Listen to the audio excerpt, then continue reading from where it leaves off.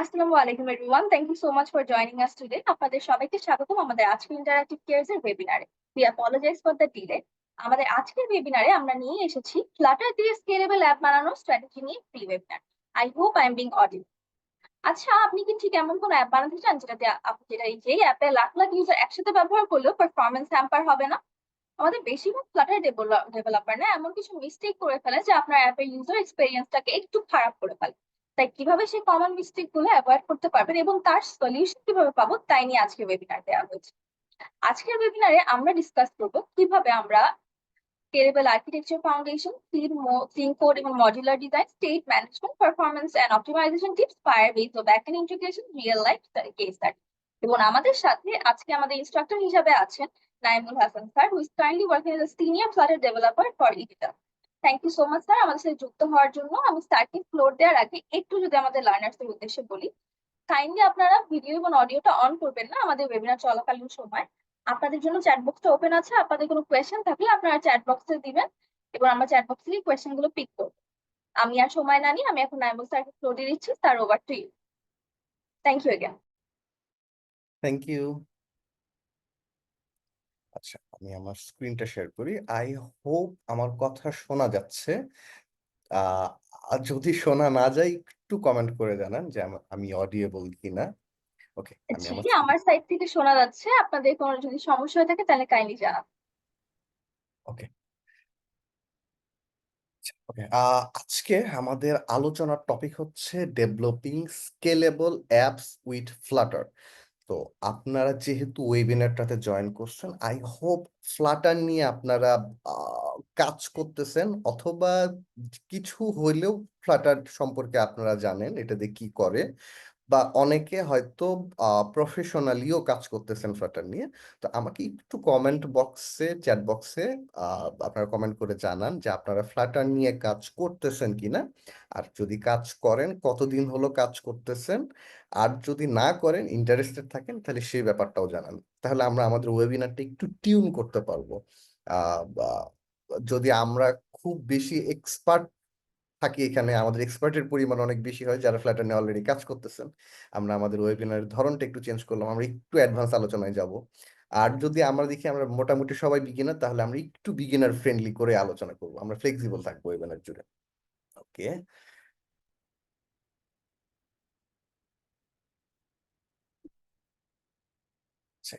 যদি কমান্ড বক্সটা চেক করি। রাসেল হোসাইন, মাত্র শেখা শুরু করছি। Rajib Ahmed, learning 8 month new, still learning, I have been working with Flutter more than 1 year. Arman Hossain, interested to learn, 6 month learning। আচ্ছা, আমরা সব ধরনের অডিয়েন্সে এখানে আছি। ঠিক আছে, চলেন আজকে আমরা আমাদের ওয়েবিনারটা শুরু করে দিই। আমাদের আলোচনার টপিক হচ্ছে developing scalable apps with Flutter. কিভাবে ফ্লাটার দিয়ে স্কেলেবল অ্যাপ তৈরি করতে হয়। আচ্ছা, স্কেলেবিলিটি এই ব্যাপারটা সর্ট অফ একটা মার্কেটিং টার্ম। এই টার্মটা আসলে ছিল একটা টেকনিক্যাল টার্ম, কিন্তু এখন এটা ইউজ হয় একটা মার্কেটিং টার্ম হিসাবে। সুতরাং স্কেলেবল এই শব্দের অর্থটা আমাদের আগে বুঝতে হবে, what do we mean by scalable apps. আর আজকের আলোচনা যেহেতু স্কেলেবল অ্যাপ ডেভেলপমেন্ট নিয়ে, এটা ফ্লাটার দিয়ে কিভাবে স্কেলেবল অ্যাপ ডেভেলপ করে সেই ব্যাপারটা সম্পর্কে আমরা জানবো। তার চাইতে আরেকটা ব্যাপার আমরা একটু কনসিডারে রাখি, সেটা হচ্ছে যে কনসেপ্ট গুলো আমরা আজকে শিখবো, আমরা হ্যান্ডস অন কোডিং আজকে করবো না। আমরা কনসেপ্ট গুলো সম্পর্কে একটা ওভারভিউ নেব, কারণ স্কেলেবিলিটির মধ্যে অনেক ব্যাপার স্যাপার কভার করতে হয়, যেটা আসলে একদিনে 1 ঘন্টার একটা ওয়েবিনারে কভার করা সম্ভব না। 1 ঘন্টার ওয়েবিনার থেকে বেস্ট আউটপুট পাওয়ার জন্য যে ব্যাপারটা করা সম্ভব সেটা হচ্ছে স্কেলেবল অ্যাপ বিল্ড করার জন্য যে টপিকগুলো আমাদের দরকার, এই টপিকগুলো নিয়ে একটা ওভারভিউ নেওয়া সম্ভব। এই ওভারভিউ নিয়ে আপনারা সেলফ স্টাডি করতে পারেন। সুতরাং আজকের ওয়েবিনারটা সর্ট অফ একটা ক্র্যাশ কোর্স হবে, আপনারা চাইলে নোট নিতে পারেন। ওকে, তাহলে স্কেলেবল এই টার্মটা আমি বলতেছিলাম যে এখন একটা মার্কেটিং টার্ম হয়ে গেছে, কিন্তু এটা ছিল আসলে একটা টেকনিক্যাল টার্ম। তো স্কেলেবল বলতে আমরা ব্যাপারটা কি বুঝাই? স্কেলেবিলিটি অ্যাচিভ করার জন্য আমাদের দুইটা ওয়ে আছে। একটা হচ্ছে সিস্টেম আর্কিটেকচার, এই ব্যাপারে নলেজ গ্যাদার করে সিস্টেম আর্কিটেকচারের মাধ্যমে স্কেলেবিলিটি অ্যাচিভ করা। আর একটা হচ্ছে সফটওয়্যার আর্কিটেকচারের মাধ্যমে স্কেলেবিলিটি অ্যাচিভ করা। তো স্কেলেবিলিটি মানে মিলিয়নস অফ ইউজার হ্যান্ডেল করতে পারা, এটা একটা স্কেলেবিলিটি। আর স্কেলেবিলিটির আরেকটা ক্রুশাল পার্ট হচ্ছে, সেটা হচ্ছে complex piece of software develop করতে পারা, এটা আরেক ধরনের স্কেলেবিলিটি। সুতরাং মিলিয়নস অফ ইউজার হ্যান্ডেল করতে হয় কিভাবে, এই ব্যাপারটা, আর ওয়েব রিসোর্স, আমাদের সার্ভার রিসোর্স যেগুলো আছে, এই রিসোর্সের অপটিমাইজ ইউসেজ যে ব্যাপারটা এনশিওর করে, সেটা হচ্ছে সিস্টেম আর্কিটেকচার দিয়ে এটা এনশিওর করা হয়। আর সফটওয়্যার আর্কিটেকচার দিয়ে আমরা যেটা এনশিওর করি, সেটা হচ্ছে আমরা খুব বড় সফটওয়্যার তৈরি করতে গেলে আমরা সফটওয়্যার আর্কিটেকচার ফলো করি। এর কারণটা হচ্ছে আমাদের সফটওয়্যার গুলো যখন অনেক বড় হয়ে যায়, তখন মেইনটেইন করার একটা সমস্যা বা হ্যাসেল আমরা ফেস করি। কোড বেসটা যখন অনেক বড়, ছোট্ট একটা ফিচার ডেভেলপ করতে গেলে সেই ফিচারের এতগুলো ডিপেন্ডেন্সি থাকে এদিক ওদিকে। সুতরাং যখন আমরা কোড লেখা শুরু করি, একটা সফটওয়্যার ডেভেলপমেন্ট শুরু করি, তখন কোড লেখা খুব ইজি, যে কোনো ফিচার ডেভেলপ করা, যে কোনো এনহ্যান্সমেন্ট করাটা খুব ইজি। কিন্তু সফটওয়্যারটা যখন অনেক বড় হয়ে যায়, সিস্টেমটা যখন অনেক বড় হয়ে যায়, তার উপরে আগমেন্টেশন করাটা অনেক হার্ড হয়ে পড়ে, চারদিকে ডিপেন্ডেন্সি থাকে। সুতরাং স্কেলেবল টার্মটাকে আমরা দুই ভাগে ভাগ করতেছি, একটা হচ্ছে মিলিয়নস অফ ইউজার পার্সপেক্টিভে, এটা একটা স্কেলেবিলিটি। আর একটা হচ্ছে সফটওয়্যারটা কত কমপ্লেক্স, কত বড় সফটওয়্যার আমরা হ্যান্ডেল করতে পারি, এটা আরেক ধরনের স্কেলেবিলিটি। আমি আপনাদের একটা উদাহরণ দিই, এই উদাহরণ দিলে হয়তো আপনার ব্যাপারটা পরিষ্কারভাবে বুঝতে পারবেন। আমরা যদি কোনো ভিডিও স্ট্রিমিং সার্ভিসের কথা চিন্তা করি, নেটফ্লিক্স কিন্তু millions of user concurrently handle করতেছে। কিন্তু ওদের পিস অফ সফটওয়্যার, যে সফটওয়্যারটা ওরা ইউজ করে, এই সফটওয়্যারটা কিন্তু খুব কমপ্লেক্স না। আপনি জাস্ট প্রিমিয়াম সাবস্ক্রিপশন কেনেন, আপনি রেকমেন্ডেড মুভি দেখেন, রেকমেন্ডেড ওয়েব সিরিজ আছে, এই ওয়েব সিরিজ খুঁজে বের করেন, ওয়েব সিরিজ দেখেন, ব্যাস এইটুকু ওদের সফটওয়্যার টার্মের ব্যাপার স্যাপারগুলো। ওদের মেইন ম্যাজিকটা হচ্ছে মিলিয়নস অফ ইউজারকে ওরা কনকারেন্টলি হ্যান্ডেল করতেছে, এই জায়গায় হইতেছে ওদের বিশেষত্ব, এই জায়গায় হইতেছে ওদের স্কেলেবিলিটির ব্যাপারটা। সুতরাং নেটফ্লিক্সের পার্সপেক্টিভে স্কেলেবিলিটি রিয়েল অ্যাপ্লিকেশন হচ্ছে মিলিয়নস অফ ইউজার কনকারেন্টলি কিভাবে হ্যান্ডেল করতেছে, এটা হচ্ছে scalability. On the other hand, আমরা যদি অন্য যে কোনো একটা সফটওয়্যারের কথা চিন্তা করি, ফর এক্সাম্পল গুগল শিটের কথা চিন্তা করি, ও মিলিয়নস অফ ইউজার হ্যান্ডেল করতেছে, ইটস ট্রুথ। কিন্তু ওর ফাংশনালিটি কিন্তু অনেক। আমরা গুগল শিটের কথা চিন্তা না করে যে কোনো একটা সোশ্যাল মিডিয়ার কথা চিন্তা করতে পারি, সেটাও আরো ইজি টু আন্ডারস্ট্যান্ড হবে। ফেসবুকের কথা চিন্তা করতে পারি, Facebook millions of user concurrently handle করতেছে, ইটস ট্রুথ, ওদের সিস্টেম আর্কিটেকচারের প্রয়োজন হয়। কিন্তু ফেসবুকের সিস্টেমটা কিন্তু, যে সফটওয়্যারটা আমরা ইউজ করি, সেটা কিন্তু নেটফ্লিক্সের মতো এত সিম্পল না, যে জাস্ট স্ট্রিমিং করবে, মিলিয়নস অফ ইউজার কন্টেন্ট দেখবে, এইরকম সিম্পল না। এর মধ্যে প্রচুর ইন্টারডিপেন্ডেন্সি আছে। এখানে পার্সোনাল মেসেজিং আছে, এখানে গ্রুপস আছে, পেজেস আছে, এখানে ইউজার পারমিশন সিস্টেম আছে, এখানে অ্যাড নেটওয়ার্ক আছে। সিস্টেমটা ড্যাম কমপ্লেক্স, যে কমপ্লেক্সিটিটা নেটফ্লিক্সে নেই। সুতরাং ফেসবুকের এই এখানে যে ব্যাপারটা অ্যাচিভ করতে হয়, সেটা হচ্ছে ওদের সিস্টেমটা কমপ্লেক্স হওয়ার কারণেও তারা যেন খুব ইজিলি এই সিস্টেমের উপর কোড লিখে আরো ব্যাপার স্যাপার গুলো এনহ্যান্স করতে পারে। তারা যদি আরো নতুন কোন একটা ফিচার নিয়ে আসতে চায়, লাইভ স্ট্রিমিং ফিচার নিয়ে আসতে চায়, এক্সিস্টিং কোড বেজের মধ্যে কোড লিখে ইজিলি যেন সেটা ইন্টিগ্রেট করতে পারে, এই ব্যাপারটা তাদের অ্যাচিভ করতে হয়। এবং এখানে যে মাধ্যমে, যে অ্যাপ্রোচে এই ব্যাপারটা তারা অ্যাচিভ করে, সেটা হচ্ছে সফটওয়্যার আর্কিটেকচার। সুতরাং স্কেলেবিলিটির এই দুইটা টার্ম, দুই প্রকার ভেদের সাথে দুইটা জিনিস জড়িত। একটা হচ্ছে millions of user concurrently handle করার সাথে সিস্টেম আর্কিটেকচার জড়িত। আর একটা হচ্ছে সফটওয়্যারটা যখন অনেক বড় হয়ে যায়, তখন নতুন ফিচার এনহ্যান্সমেন্ট খুব ইজিলি যেন অ্যাড করতে পারে, নতুন টিম মেম্বার এসে যেন খুব ইজিলি কোড করতে পারে, ডেভেলপমেন্টটা যেন একটা সিস্টেমেটিক ওয়েতে থাকে, এই ব্যাপারটা এনশিওর করে যেন সফটওয়্যারটা আমরা কমপ্লেক্স ওয়েতে ডেভেলপ করতে পারি, নতুন আগমেন্টেশন যেন খুব ইজি হতে পারে, এই ব্যাপারটা এনশিওর করে হচ্ছে সফটওয়্যার আর্কিটেকচার। সুতরাং আমরা যেহেতু ফ্লাটার নিয়ে কাজ করতেছি, Flutter mobile app, desktop app, আমরা ক্লায়েন্ট এন্ডের অ্যাপ নিয়ে কাজ করতেছি। সুতরাং মিলিয়নস অফ ইউজার হ্যান্ডেল করাটা আমাদের জন্য জানা যেমন জরুরি, তার চাইতে বেশি যে জিনিসটা জানা জরুরি, সেটা হচ্ছে এই সফটওয়্যারটাকে স্কেল করতে হয় কিভাবে, ইন পার্সপেক্টিভ কোড মেনটেন করা যায় কত সহজে, ইন পার্সপেক্টিভ অফ নতুন ফিচার আগমেন্টেশন এই ব্যাপার স্যাপারগুলো ইন্টিগ্রেট করা যায় কত সহজে। তো এই দুইটা ব্যাপার আমাদের কাছে ক্লিয়ার হওয়া উচিত। সেটা হচ্ছে সিস্টেম আর্কিটেকচার, যেটা সার্ভার পার্সপেক্টিভে ডেভঅপস এর পার্সপেক্টিভ থেকে এটার ইমপ্লিমেন্টেশন আছে। আর আমরা যেহেতু অ্যাপ ডেভেলপার, আমাদের জন্য তার চেয়েও বেশি গুরুত্বপূর্ণ হচ্ছে সফটওয়্যার আর্কিটেকচার। সুতরাং এই স্কেলেবিলিটি দুইটা টার্ম, ইউজার্স পার্সপেক্টিভের স্কেলেবিলিটি সিস্টেম আর্কিটেকচারের সাথে জড়িত, এবং সফটওয়্যার স্কেল করার, সিস্টেম স্কেল করার, সফটওয়্যার কমপ্লেক্সিটি স্কেল করার যে টার্মটা, সেটা জড়িত হচ্ছে সফটওয়্যার আর্কিটেকচারের সাথে। আচ্ছা, চলেন আমরা এই দুইটা টপিকে ডিপ ডাইভ দিই। এটা বোঝা কিন্তু খুব ইম্পর্টেন্ট। বাকি জিনিসটা আমাদের বাকি ওয়েবিনারে যে কন্টেন্ট গুলো কভার করব, এই কন্টেন্ট গুলো কভার করার জন্য এই সফটওয়্যার আর্কিটেকচার কেন দরকার এটা বোঝা খুব ইম্পর্টেন্ট। আচ্ছা, চলেন আমরা তাহলে একটু ডিপ ডাইভ দেওয়ার চেষ্টা করি। আচ্ছা, প্রথম কথা সেটা হচ্ছে নো ইওর বেসিক। আমরা স্কেলেবিলিটির কথা চিন্তা করব কখন? যখন আমরা ডেভেলপমেন্টটা অলরেডি জানি, ফ্লাটার দিয়ে অ্যাপ তৈরি করতে পারি, বা অ্যাপ তৈরি করছি, করার পর ফেস করতেছি কিছু প্রবলেম, যে এই সফটওয়্যারে নতুন ফিচার লাগাইতে গেলে খুব পরিশ্রম হয়ে যাইতেছে। এইখানে কোড ছড়ায় ছিটায় আছে, ওইখানে কোড ছড়ায় ছিটায় আছে, নতুন একটা ফিচার এখানটাতে অ্যাড করলে ওই ফিচারটা ভেঙে পড়তেছে। আমার অলরেডি একটা সফটওয়্যার আছে, যে সফটওয়্যার নতুন টিম মেম্বার এসে যখন কাজ করা শুরু করতেছে সে হারায় যাইতেছে। আমার এক্সিস্টিং ডেভেলপারদের উপর তার ডিপেন্ডেন্সি অনেক বেশি হয়ে যাইতেছে।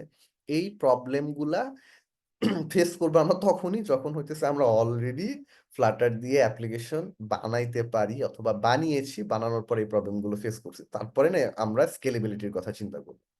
সুতরাং আমাদের প্রিরিকুইসাইট হইতেছে আমাদের ফ্লাটার কি এটা জানতে হবে। ফ্লাটার দিয়ে দুই একটা অ্যাপ ডেভেলপ করা থাকলে আরো ভালো, আমাদের ওয়েব ইনারটা আরো ক্লিয়ারলি বুঝতে পারবেন। এবং এটা আরো ক্লিয়ারলি আন্ডারস্ট্যান্ডেবল হবে যদি আপনি অলরেডি সফটওয়্যার ডেভেলপ করে থাকেন এবং কিছু সমস্যা ফেস করে থাকেন, যে নতুন ফিচার অ্যাড করতে পারতেছি না, কোড ছড়াই ছিটে আছে, এই ব্যাপারগুলো গুছায় উঠতে পারতেছি না, তাহলে আরো ক্লিয়ারলি বুঝতে পারবেন ব্যাপার স্যাপারগুলো। আচ্ছা, তাহলে এটা একটা প্রিরিকুইসাইট যে আমাদের ফ্লাটার জানতে হবে, অল্প একটু হইলেও ফ্লাটার জানতে হবে। আরেকটা জিনিস জানতে হবে, সেটা হচ্ছে আমরা যেহেতু সফটওয়্যার আর্কিটেকচার নিয়ে আলোচনা করব, আমরা খুব বেশি সিস্টেম ডিজাইন বা সিস্টেম আর্কিটেকচার নিয়ে আজকে আলোচনায় যাব না। ওইটা ব্যাক এন্ডের স্টাফ, ওটা ডেভঅপস এর স্টাফ।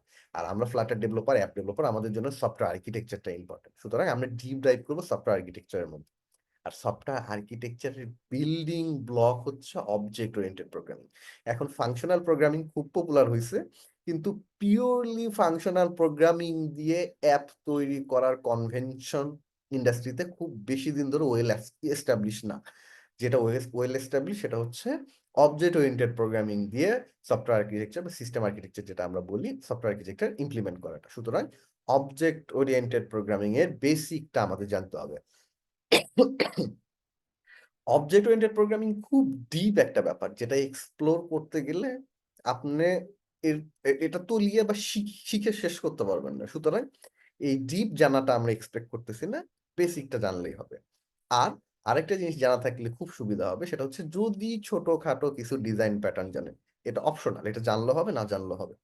কারণ আপনি যদি অলরেডি প্রোগ্রামিং করেন, অলরেডি ফ্লাটার নিয়ে কাজ করেন, আপনি অলরেডি কিছু ডিজাইন প্যাটার্ন নিয়ে কাজ করছেন অলরেডি, যেগুলো কনসিয়াসলি আপনি কাজ করেন না। আপনি হয়তো জানেন না যে এইগুলোকে ডিজাইন প্যাটার্ন বলে। আপনি কোড সাজানোর বা কোড করার যে অ্যাপ্রোচ গুলো আছে, এই অ্যাপ্রোচ গুলো এস্টাবলিশ কিছু নাম হচ্ছে ডিজাইন প্যাটার্ন। এগুলো নিয়ে হয়তো কাজ করছেন অলরেডি, কিন্তু এখন হয়তো জানেন না যে এগুলোকে ডিজাইন প্যাটার্ন বলে। ঠিক আছে, তাহলে এটা হচ্ছে প্রিরিকুইসাইট। আমাদেরকে ফ্লাটার জানতে হবে, আমাদেরকে ওপি বেসিক কয়েকটা কনসেপ্ট জানলে হবে, অ্যাবস্ট্রাকশন, ইনহেরিটেন্স, এই এনক্যাপসুলেশন, এই বেসিক দুই তিনটা কনসেপ্ট জানলেই হবে। ডিপ ডাইভ আমরা পরে করতেছি। আর যদি বেসিক কিছু ডিজাইন প্যাটার্ন জানা থাকে খুব হেল্পফুল, আর যদি জানা না থাকেও সমস্যা নাই, কারণ অলরেডি কোড করতে গেলে আপনি ডিজাইন প্যাটার্ন গুলো ব্যবহার করেছেন। আচ্ছা, এখন আমাদের যখন আমরা বেসিক জানলাম, চলুন আমরা একটু ডিপ ডাইভ করি। আচ্ছা, এখন প্রবলেম রিয়েলাইজ করতে হবে। দেখেন, স্কেলেবল অ্যাপ তৈরি আমরা কেন করব? কোনো একটা প্রবলেম সলভ করার জন্য তো আমরা অ্যাপটাকে স্কেলেবল যেন করা যায় এই পার্সপেক্টিভে চিন্তা করে অ্যাপটা তৈরি করবো, তাই না? তাইলে প্রথমে প্রবলেমটা বুঝতে হবে, যে এই প্রবলেমটা আমরা সলভ করার জন্য আমরা স্কেলেবল অ্যাপ তৈরি করার জন্য এই অ্যাপ্রোচ গুলো ফলো করতেছি। তাহলে এই প্রবলেমের আন্ডারস্ট্যান্ডিং যদি ক্লিয়ার না থাকে, তাহলে অযথা সলিউশন শিখে লাভ নাই, আপনি আসলে রিয়েল লাইফে অ্যাপ্লাই করতে পারবেন না। কারণ ওই যে থেকে শেখা ব্যাপারটা সবচেয়ে উপযুক্ত ওয়ে, লার্নিং এর ওয়ে হিসেবে সবচেয়ে সুইটেবল ওয়ে, এইরকম একটা ব্যাপার। সুতরাং আমাদের প্রবলেম গুলো প্রথমে রিয়েলাইজ করতে হবে। যদি প্রবলেম ফেস করে আসেন খুব ভালো, আর যদি ফেস না করে আসেন চলেন আমরা প্রবলেম গুলো নিয়ে আলোচনা করি যে আমরা কোন প্রবলেম গুলো সলভ করার জন্য আমরা স্কেলেবল অ্যাপ তৈরি করার যে অ্যাপ্রোচ গুলো আছে এই অ্যাপ্রোচ গুলো ফলো করব। আচ্ছা, প্রথম কথা হচ্ছে অ্যাপ আমরা যখন তৈরি করতে যাই, যখন একটা অ্যাপ ডেভেলপ করতে যাই বুটস্ট্র্যাপে, অর্থাৎ যখন আমরা অ্যাপটা সবে কোড লেখা শুরু করি তখন আমরা মনের মাধুরী মিশিয়ে কোড করতে পারি। আমরা ইজিলি নতুন নতুন ফিচার অ্যাড করতে পারি, এটা খুব সহজ। কিন্তু অ্যাপটা যখন বড় হয়ে যায়, অ্যাপ বড় হয়ে যাওয়ার পর এর উপরে কোড লেখাটা আস্তে আস্তে টাফ হয়ে যায়। অ্যাপ যত বড় হয় কোড লেখাটা তত টাফ হয়ে যায়। তো এই প্রবলেমটা আমরা ফেস করি, এই প্রবলেমটা সলভ করার জন্য আমরা স্কেলেবল অ্যাপ তৈরি করার যে টেকনিক গুলো আছে এই টেকনিক গুলো অ্যাপ্লাই করি।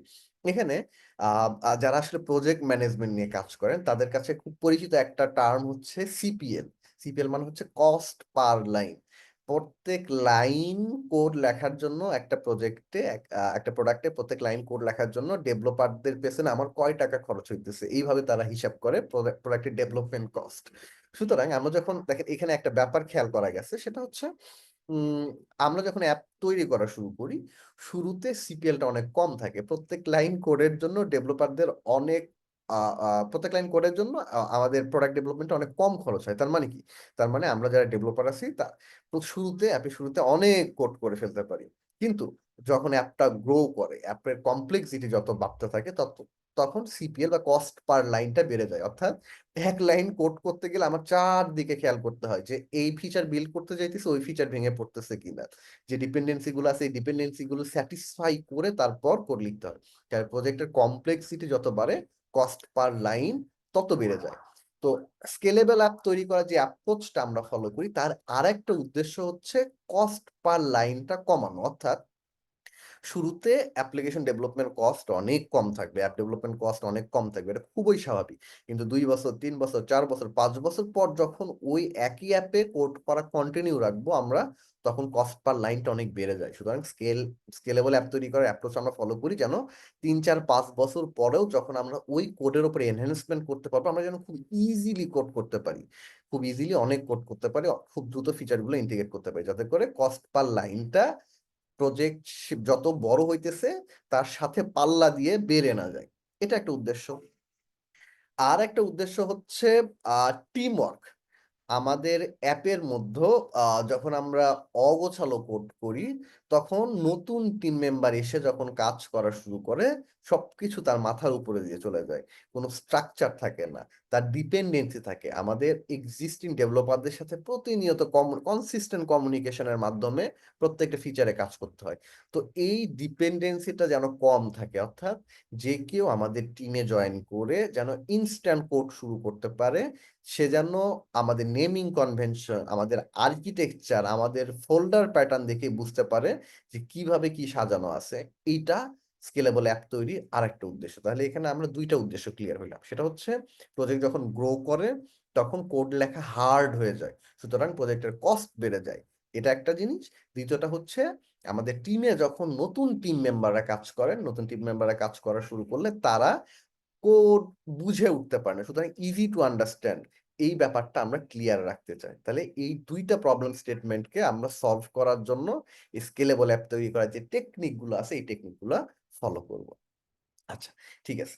এখন দেখেন আমরা সমস্যা রিয়েলাইজ করছি যে আমাদের সমস্যা হচ্ছে আমরা অ্যাপ যখন আমাদের গ্রো হয় অনেক বড় হয়ে যায় তখন অ্যাপের উপর এক্সট্রা কোড করা, স্কেল করাটা হার্ডার হয়ে যায়।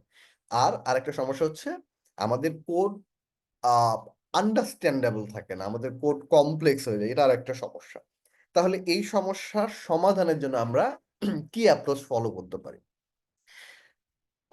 যে অ্যাপ্রোচ গুলো ফলো করতে পারি সেই অ্যাপ্রোচে ডিটেলিং এ যাওয়ার আগে আমরা একটা জিনিস তো অন্ততপক্ষে বুঝতে পারতেছি, সেটা হচ্ছে আমাদের একটা ডিসিপ্লিন দরকার, আমাদের একটা ডেভেলপমেন্ট সিস্টেম দরকার, কিছু গাইডলাইন দরকার। এই ব্যাপারটা আমরা রিয়েলাইজ করতে পারি।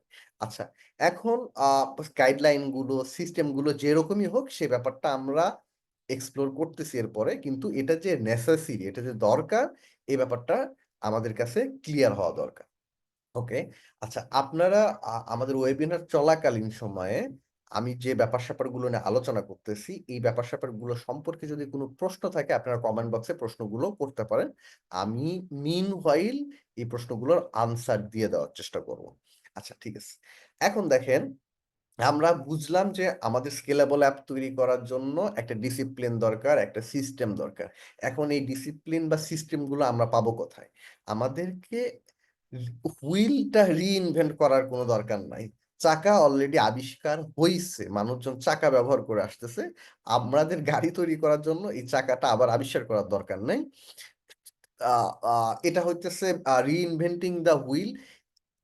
যেমন ফিজিক্যাল লাইফ বা অন্য যেকোনো সমস্যা বা অন্য যেকোনো কাজ করার ক্ষেত্রে অ্যাপ্লিকেবল, আমাদের সফটওয়্যার আর্কিটেকচারের ক্ষেত্রেও অ্যাপ্লিকেবল। আমরা যে সমস্যাগুলোর কথা বললাম, যে সমস্যাগুলো ফেস করে আমরা এই স্টেটমেন্ট গুলোর কথা বললাম, এগুলো আমাদের আগের জেনারেশনের যে ডেভেলপার গুলো আছেন, আগের জেনারেশনের যে প্রোগ্রামার গুলো আছেন, তারা অলরেডি ফেস করে আসছেন। এবং তারা যেহেতু এই সমস্যাগুলো ফেস করছেন, তারা কিছু সলিউশনও বের করছেন। এবং সবচাইতে মজার ব্যাপার হচ্ছে তারা যে সলিউশন গুলো আবিষ্কার করছেন, যে অ্যাপ্রোচে যে সমস্যাগুলো সলভ করছেন, এগুলো তারা ওয়েল ডকুমেন্টেড আকারে আমাদের কাছে রেখে গেছেন বিভিন্ন ডিজাইন প্যাটার্ন এবং সফটওয়্যার আর্কিটেকচার হিসেবে। তারা যে সলিউশন গুলো আমাদের কাছে রেখে গেছেন, এই সলিউশন গুলোকে আমরা ডিজাইন প্যাটার্ন বলতেছি, বা এই সলিউশন গুলোকে আমরা সফটওয়্যার আর্কিটেকচার বলতেছি। সুতরাং আমাদের স্কেলেবল সফটওয়্যার অ্যাচিভ করার জন্য দরকার একটা ডিসিপ্লিন, দরকার একটা সিস্টেম, যে সিস্টেমেটিক ওয়েতে আমরা ডেভেলপমেন্ট করব। এবং এই সিস্টেমটা, এটা দরকার, এটা আমরা বুঝে ফেলছি। এই সিস্টেমটা আমাদের নতুন করে আবিষ্কার করার কোনো দরকার নাই। কারণ এই ব্যাপার-স্যাপারগুলো আমাদের আগের জেনারেশন যারা যে ডেভেলপার ছিলেন, যারা প্রোগ্রামার ছিলেন, তারা অলরেডি ফেস করছেন এবং তারা ডকুমেন্টেড করে রেখে গেছে। আচ্ছা, আমরা চাইলে নতুন করে আবিষ্কার করতে পারি। তবে নতুন করে আবিষ্কার না করে এক্সিস্টিং তাদের ডকুমেন্টেড ওয়ে ব্যবহার করার একটা সুবিধা আছে। সেটা হচ্ছে অ্যাক্রস দ্য ওয়ার্ল্ড আমরা বিভিন্ন মানুষ বিভিন্ন জায়গায় প্রোগ্রামিং করে আসতেছি।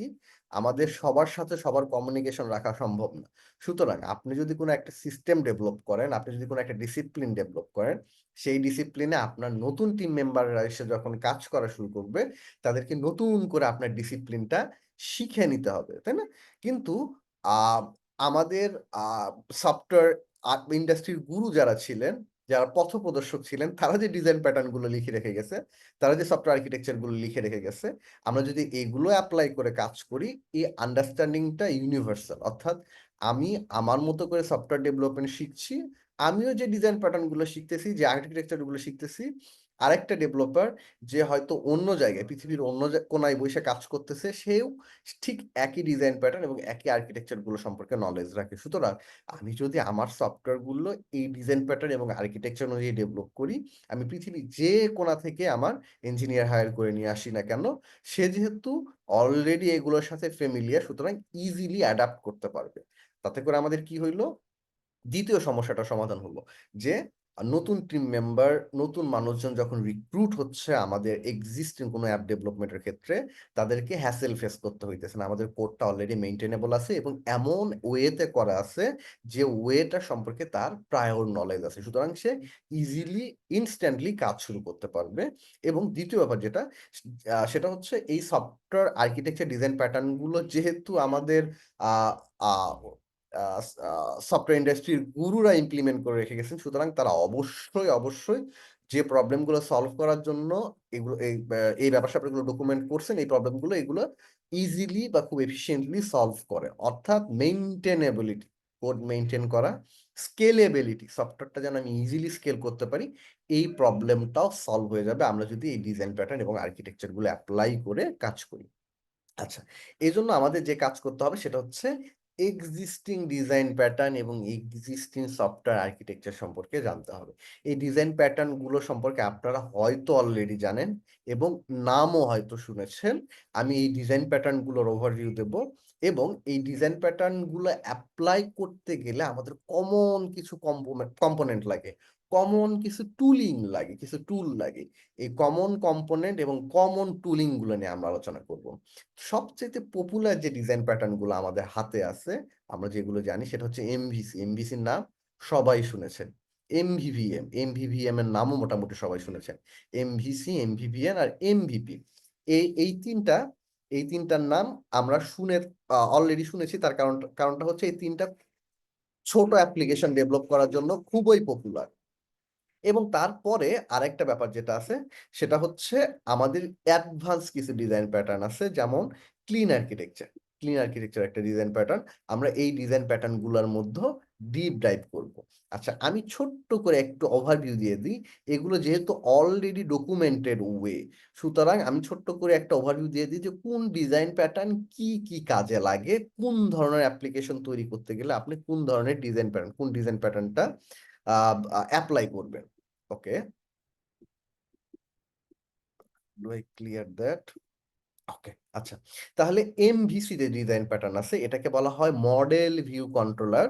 এটা একটা ছোট্ট প্যাটার্ন। এই ছোট্ট প্যাটার্ন বুটস্ট্র্যাপ করার জন্য খুব ইজিলি আমাদের কাজে দেয়, ছোট্ট অ্যাপ্লিকেশন তৈরি করার জন্য, যে অ্যাপ্লিকেশনটা খুব বেশি কমপ্লেক্স হবে না। এই ধরনের অ্যাপ্লিকেশন তৈরি করার জন্য এমভিসি ডিজাইন প্যাটার্নটা খুব পপুলার। এই এমভিসি ডিজাইন প্যাটার্নটা অ্যাক্রস ফ্রেমওয়ার্ক কাজ করে। অর্থাৎ আপনি ওয়েব ডেভেলপমেন্ট যদি করতে চান, আপনি যদি মোবাইল ডেভেলপমেন্ট করতে যান, আপনি ফ্লাটারে কাজ করতেছেন, আপনি লারাভেলে কাজ করতেছেন, আপনি রুবি অন রেইলসে কাজ করতেছেন, আপনি ডট নেটে কাজ করতেছেন, সব জায়গাতেই এই ডিজাইন প্যাটার্নটা অ্যাপ্লাই করতে পারবেন।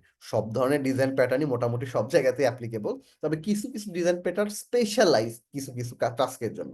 যেমন ব্লক যেটা আছে, বিজনেস লজিক কম্পোনেন্ট, এটা ফ্লাটারের ক্ষেত্রে ব্লুম করছে। আমরা সুতরাং ব্লকটা আমরা অ্যাপ্লাই করতে পারি সব ধরনের অ্যাপ্লিকেশন তৈরি করার জন্য, স্মল স্কেলের অ্যাপ্লিকেশন তৈরি করার জন্য, লার্জ স্কেলের অ্যাপ্লিকেশনও তৈরি করার জন্য।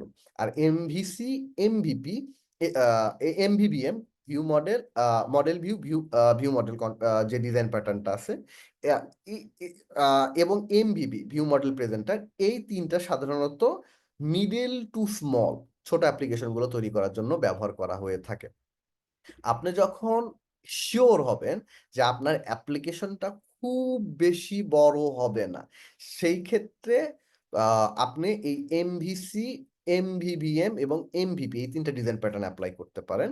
এবং আপনি যখন শিওর না যে আপনার অ্যাপ্লিকেশনটা খুব বেশি বড় হবে কিনা, অর্থাৎ আপনি মাঝামাঝি অবস্থায় আছেন, আপনি চিন্তা করতেছেন আপনি অ্যাপ্লিকেশনটা স্মল স্কেলেও থাকতে পারে এবং পরবর্তীতে প্রয়োজনে স্কেল করাও লাগতে পারে, সেক্ষেত্রে আপনি ব্লক প্যাটার্নটা ব্যবহার করতে পারেন। আচ্ছা, তাহলে ডিজাইন প্যাটার্ন গুলো সবগুলো ইউজ কেস স্পেসিফিক, পার্টিকুলার আপনার একটা নিড, সেই নিডটা স্যাটিসফাই করার জন্য এই ডিজাইন প্যাটার্নগুলো ব্যবহার করা হয়। যেমন ছোট্ট অ্যাপ্লিকেশন থেকে মাঝারি অ্যাপ্লিকেশনের জন্য এমভিসি, এমভিবিএম এবং এমভিপি ব্যবহার করা হয়।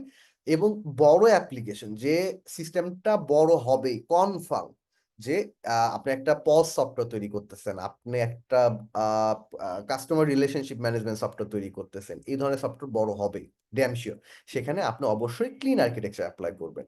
আপনি এমন একটা সিস্টেম তৈরি করতেছেন, আপনি জানেন না বড় হবে নাকি ছোট হবে, আপনি শিওর না, সেক্ষেত্রে আপনি ব্লক অ্যাপ্লাই করতে পারেন। এবং এগুলো সবচেয়ে সুন্দর ব্যাপার হচ্ছে এগুলো আপনি মিক্স এন্ড ম্যাচ করে ইউজ করতে পারবেন। যেমন আপনি ক্লিন আর্কিটেকচারের সাথে ব্লক প্যাটার্নটা মিক্স করতে পারবেন, মিক্স করে ব্যবহার করতে পারবেন। আপনি ক্লিন আর্কিটেকচারের সাথে এমভিসি প্যাটার্নটা, এটার একটা কম্বিনেশন করে একটা ব্যাপার স্যাপার দাঁড় করে ব্যবহার করতে পারবেন। সুতরাং ইউজ কেস স্পেসিফিক যেমন ব্যাপার স্যাপার আছে, ঠিক তেমনি মিক্স এন্ড ম্যাচও করতে পারবেন। এবং আপনার অ্যাপ্লিকেশন যদি হিউজ হয়, শুধু বড় না, বড় হলে তো আমরা ক্লিন আর্কিটেকচার ব্যবহার করতেছি, এবং ক্লিন আর্কিটেকচারের উপরে আরেকটা ব্যাপার আছে যেটাকে বলা হয় ডোমেইন ড্রিভেন ডিজাইন, এই ব্যাপারটা ব্যবহার করবেন। সেক্ষেত্রে এটা ব্যবহার করবো আমরা হিউজ অ্যাপ্লিকেশনের ক্ষেত্রে। আর ক্রস সিকিউআরএস বা কমান্ড কোয়ারি রেসপন্সিবিলিটি সেগ্রিগেশন, এটা ছোট্ট একটা কম্পোনেন্ট যেটা হিউজ অ্যাপ্লিকেশন তৈরি করার ক্ষেত্রে ব্যবহার করা হয়। এবং সিকিউআরএস এটা ফুল ফ্লেজ কোনো ডিজাইন প্যাটার্ন না, এটাকে আপনার মিক্স করে ব্যবহার করতে হয় অন্য অন্য ডিজাইন প্যাটার্নের সাথে। সুতরাং আমরা যদি এখানে বেসিক্যালি একটা ডিসিশন ডেরাইভ করতে চাই যে কোন ইউজ কেসে কোন ডিজাইন প্যাটার্নটা ব্যবহার করব, ছোট থেকে মাঝারি অ্যাপ্লিকেশনের জন্য এমভি যেগুলো আছে, এমভিসি, এমভিবিএম এবং এমভিপি, আমাদের লার্জ অ্যাপ্লিকেশনের জন্য ক্লিন আর্কিটেকচার, আমাদের আনশিওর যে বড় নাকি ছোট আমরা শিওর না, এই ধরনের অ্যাপ্লিকেশনের জন্য ব্লক প্যাটার্ন ব্যবহার করব। এবং আমাদের অ্যাপ্লিকেশনটা হিউজ হবে, শুধু বড় না, লার্জ না, হিউজ হবে, সেক্ষেত্রে আমরা ডোমেইন ডিজাইন ব্যবহার করবো। ডোমেইন ডিজাইন আসলে ফুল প্লেস কোনো ডিজাইন প্যাটার্ন না, এটা একটা অ্যাপ্রোচ, ডিজাইন করার অ্যাপ্রোচ। আপনার অ্যাপ্লিকেশন যদি হিউজ হয় সেক্ষেত্রে ডোমেইন ড্রিভেন ডিজাইন প্যাটার্নে আপনি ক্লিন আর্কিটেকচারটা ইমপ্লিমেন্ট করতে পারেন। এই ব্যাপার সম্পর্কে আমরা ডিটেইল জানবো। আচ্ছা, চলেন আমরা একটু ডিটেইলিং এ ডিপ ডাইভ করি। ওকে। আচ্ছা, এখন ডিজাইন প্যাটার্ন গুলো সম্পর্কে ডিপ ডাইভ করার জন্য আগে আমাদের ডিজাইন প্যাটার্ন সম্পর্কে বেশ কিছু বেসিক জিনিসপত্র ক্লিয়ার করে নিতে হবে। সেটা হচ্ছে ডিজাইন প্যাটার্ন হচ্ছে প্রবলেম সলভিং এর বেশ কিছু অ্যাপ্রোচ। পার্টিকুলার একটা প্রবলেম সলভ করার জন্য পার্টিকুলার একটা ডিজাইন প্যাটার্ন ব্যবহার করতে হয়। সুতরাং আহ একটা ব্যাপার আমাদের জানতে হবে বা একটা ব্যাপার আমাদের মাথায় ক্লিয়ার রাখতে হবে, সেটা হচ্ছে আপনি যদি ক্লিন আর্কিটেকচার ফলো করেন তার মানে এই না যে আপনার এই অ্যাপ্লিকেশনটা তৈরি করার সময় লাইফ সাইকেল যতদিন ডেভেলপ করতেছেন ক্লিন আর্কিটেকচারের সাথে স্টিক করে থাকতে পারবেন না। আপনার আপনি বাদ বাকি যে ডিজাইন প্যাটার্ন গুলো জানেন এই ডিজাইন প্যাটার্ন গুলো থেকে বিভিন্ন কম্পোনেন্ট নিয়ে নিয়ে মিক্স এন্ড ম্যাচ করতে পারেন। আপনি এমভিসি থেকে কিছু ব্যাপার স্যাপার নিলেন, কিছু কনসেপ্ট নিলেন, নিয়ে অ্যাপ্লাই করলেন আপনার অ্যাপ্লিকেশনের মধ্যে। আপনি শুরু করছিলেন ক্লিন আর্কিটেকচার দিয়ে, আপনি এই ক্লিন আর্কিটেকচারের উপরে এমভিসির কিছু ব্যাপার স্যাপার ইন্টিগ্রেট করলেন। আপনার অ্যাপ্লিকেশনের ডাটাবেসটা অনেক বড় হয়ে যাইতেছে, সেক্ষেত্রে আপনি সিকিউআরএস প্যাটার্নটা এমভিসির সাথে সরি ক্লিন আর্কিটেকচারের সাথে ম্যাচ করাইলেন। আপনার অ্যাপ্লিকেশনের অবজেক্ট গুলো প্রচুর পরিমাণে এন্টিটি হয়ে যাইতেছে, ইউজার এন্টিটি, ব্লগ এন্টিটি, আপনার ইমেইল এন্টিটি, বহুত পরিমাণে এন্টিটি হয়ে যাইতেছে যেগুলো ম্যানেজ করা টাফ হয়ে যাচ্ছে। তখন আপনি ডোমেইন ড্রিভেন অ্যাপ্রোচটা অ্যাপ্লাই করা শুরু করতে পারেন। সুতরাং ডিজাইন প্যাটার্ন গুলা কোনো টুলের মতো চিন্তা না করে আমরা অ্যাপ্রোচের মতো চিন্তা করব। আমরা মোটামুটি যত ধরনের ডিজাইন প্যাটার্ন আছে সবগুলো ডিজাইন প্যাটার্ন জানা আপনার জন্য নেসেসারি না, তবে যত বেশি জানবেন আপনার প্রবলেম সলভিং এর অ্যাপ্রোচ তত বেটার হবে। সুতরাং ডিজাইন প্যাটার্ন গুলো হার্ড কোডেড কোনো গাইডলাইন না, হার্ড কোডেড কোনো বাউন্ডারি না। ডিজাইন প্যাটার্ন গুলো অ্যাপ্রোচের মতো, যে অ্যাপ্রোচ গুলো জানা থাকলে আপনি অ্যাপ্রোচ ব্যবহার করে বিভিন্ন প্রবলেম সলভ করতে পারবেন। আপনি একটা ডিজাইন প্যাটার্নে ফুল অ্যাপ্লিকেশন ডেভেলপ করে ফেলবেন, এটা মাথার মধ্যে রাইখেন না। ডিজাইন প্যাটার্ন গুলো মিক্স অ্যান্ড ম্যাচ করে আপনার ব্যবহার করতে হবে। সুতরাং আমরা ডিপ ডাইভ করার আগে এই ব্যাপার স্যাপার গুলো একটু মাথায় রাখি যে এটা বাইবেলের রুলের মতো না যে এখানে অমুক অথর ক্লিন আর্কিটেকচার নিয়ে অমুক ব্যাপার স্যাপার বলে গেছেন অর্থাৎ আমাকে অমুক ভাবেই স্টিক থাকতে হবে। আপনার সফটওয়্যারের রিকোয়ারমেন্টটা ডিফারেন্ট হতে পারে, আপনি সেটার সাথে সিকিউআরএস প্যাটার্ন মিক্স করে ব্যবহার করতে পারেন। সুতরাং ডিজাইন প্যাটার্নের এই ব্যাপারগুলো আমরা একটু মাথায় রাখি যে বাইবেলের মতো ধর্মবাণী না যে একবারে স্টিক করে থাকতে হবে, আর এগুলো আমরা মিক্স অ্যান্ড ম্যাচ করে ব্যবহার করতে পারবো। ওকে, এখন দেখেন আমাদের ডিজাইন প্যাটার্ন জানতে হবে। সবগুলো সম্পর্কে জানার দরকার নেই, ডিজাইন প্যাটার্নের শেষ নাই। তবে যত বেশি ডিজাইন প্যাটার্ন সম্পর্কে জানবেন আপনি তত এফিসিয়েন্টলি প্রবলেম গুলো সলভ করতে পারবেন। তাহলে সব ডিজাইন প্যাটার্ন জানার দরকার নাই, যত বেশি জানবেন তত এফিসিয়েন্টলি প্রবলেম সলভ করতে পারবেন। আচ্ছা, এখন যেহেতু আমাদের ডিজাইন প্যাটার্ন শিখতে হবে সুতরাং ডিজাইন প্যাটার্ন আমাদেরকে এক্সপ্লোর করতে হবে। এখন ডিজাইন প্যাটার্ন এক্সপ্লোর করার সময় কিছু জিনিস আমাদের মাথায় রাখতে হবে, সেটা হচ্ছে ডিজাইন প্যাটার্ন গুলো templates for problem solving, common problem গুলো সলভ করার জন্য এটা টেমপ্লেট।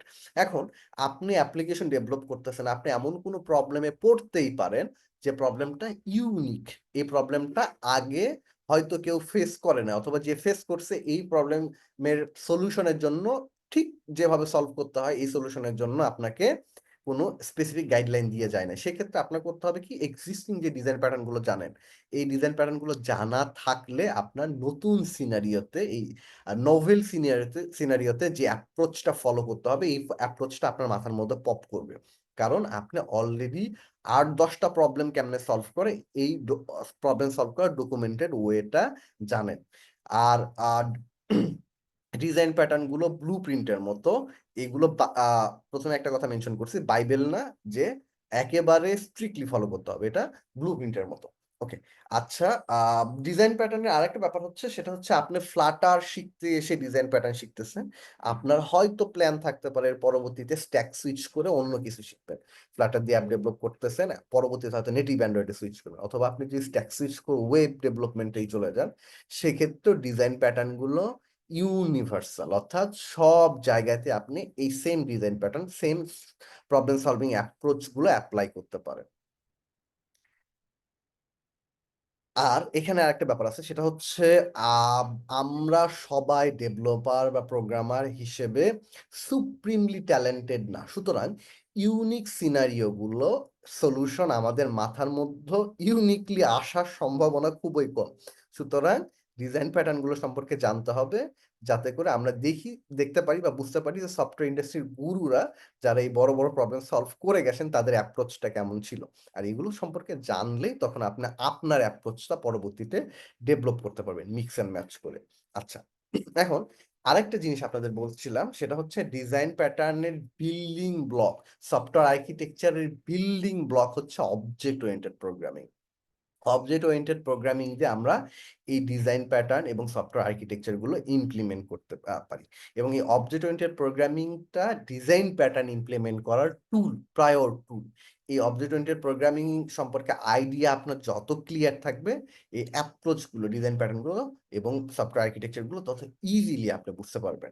আপনাকে এই জন্য অবজেক্ট ওরিয়েন্টেড প্রোগ্রামিং বা ওওপির ধারণা ক্রিস্টাল ক্লিয়ার থাকতে হবে। এবং এখানে আরেকটা ব্যাপার আছে, সেটা হচ্ছে ওপি যেহেতু হিউজ একটা টপিক, সুতরাং ওপি ডিপ ডাইভ দিলে আপনি ওপির মধ্যে হারায় যাবেন, তখন আর সফটওয়্যার আর্কিটেকচার ডিজাইন প্যাটার্নে যাওয়া হবে না। ওপির মধ্যেই আপনি ওপি শেষ করে কুলাইতে পারবেন না। সুতরাং সফটওয়্যার আর্কিটেকচার শিখবেন কখন?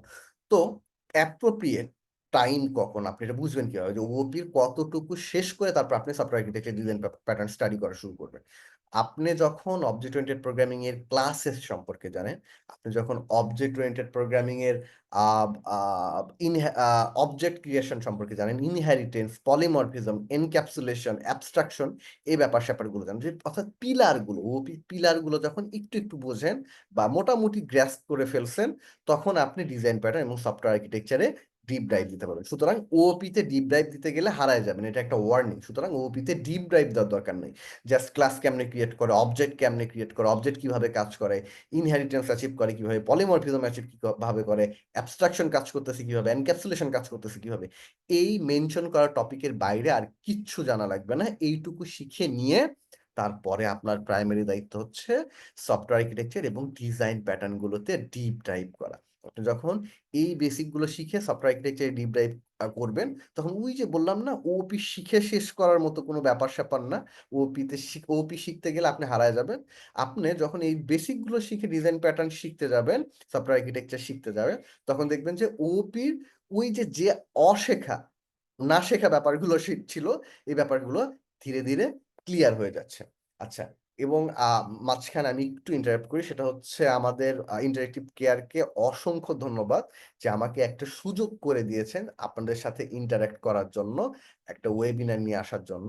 আর এখন দেখেন, যে ব্যাপার স্যাপারগুলো আছে সেটা হচ্ছে আমাদের কাছে গাইডলাইনের খুব অভাব, যে আহ, আহ, আমরা কিভাবে ডেভেলপমেন্ট অ্যাপ্রোচ করব, বা আমি অলরেডি ডেভেলপমেন্ট জানি, আমি ইমপ্রুভমেন্ট কিভাবে করব। গাইডলাইন এমন একটা জিনিস যেটা কোর্সের প্রক্সি হিসেবে কাজ করে। সুতরাং ইন্টারেক্টিভ কেয়ারকে অসংখ্য ধন্যবাদ আমাকে এই সুযোগটা করে দেওয়ার জন্য, এই গাইডলাইন দেওয়ার সুযোগটা করে দেওয়ার জন্য। এবং ইন্টারেক্টিভ কেয়ারও আপনাদের জন্য ফ্লাটারের একটা কোর্স নিয়ে আসছে। আমরা একটু ইন্টারেক্টিভ কেয়ারের কোর্সটা সম্পর্কে জেনে নেব।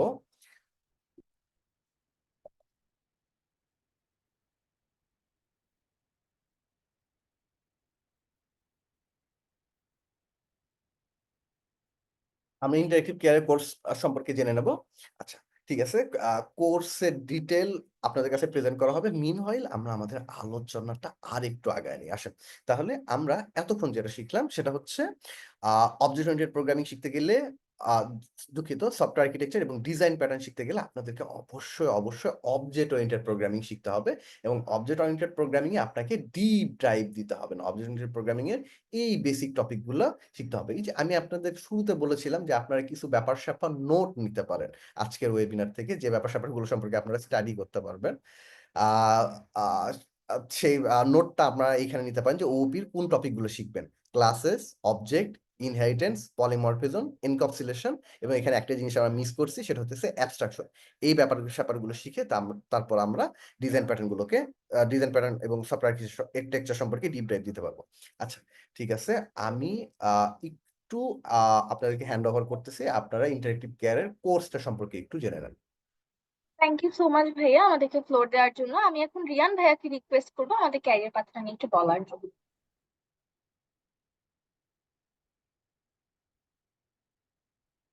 Thank you so much for giving me the opportunity and thank you so much Niamul Hasan ভাইয়া এত সুন্দর একটা সেশন নেওয়ার জন্য। আমাকে কি ক্লিয়ারলি শোনা যাচ্ছে? একটু কনফার্ম করবেন, am I audible or not? Perfect ভাইয়া। ওকে, থ্যাংক ইউ। আমি আমার স্ক্রিনটা শেয়ার করছি।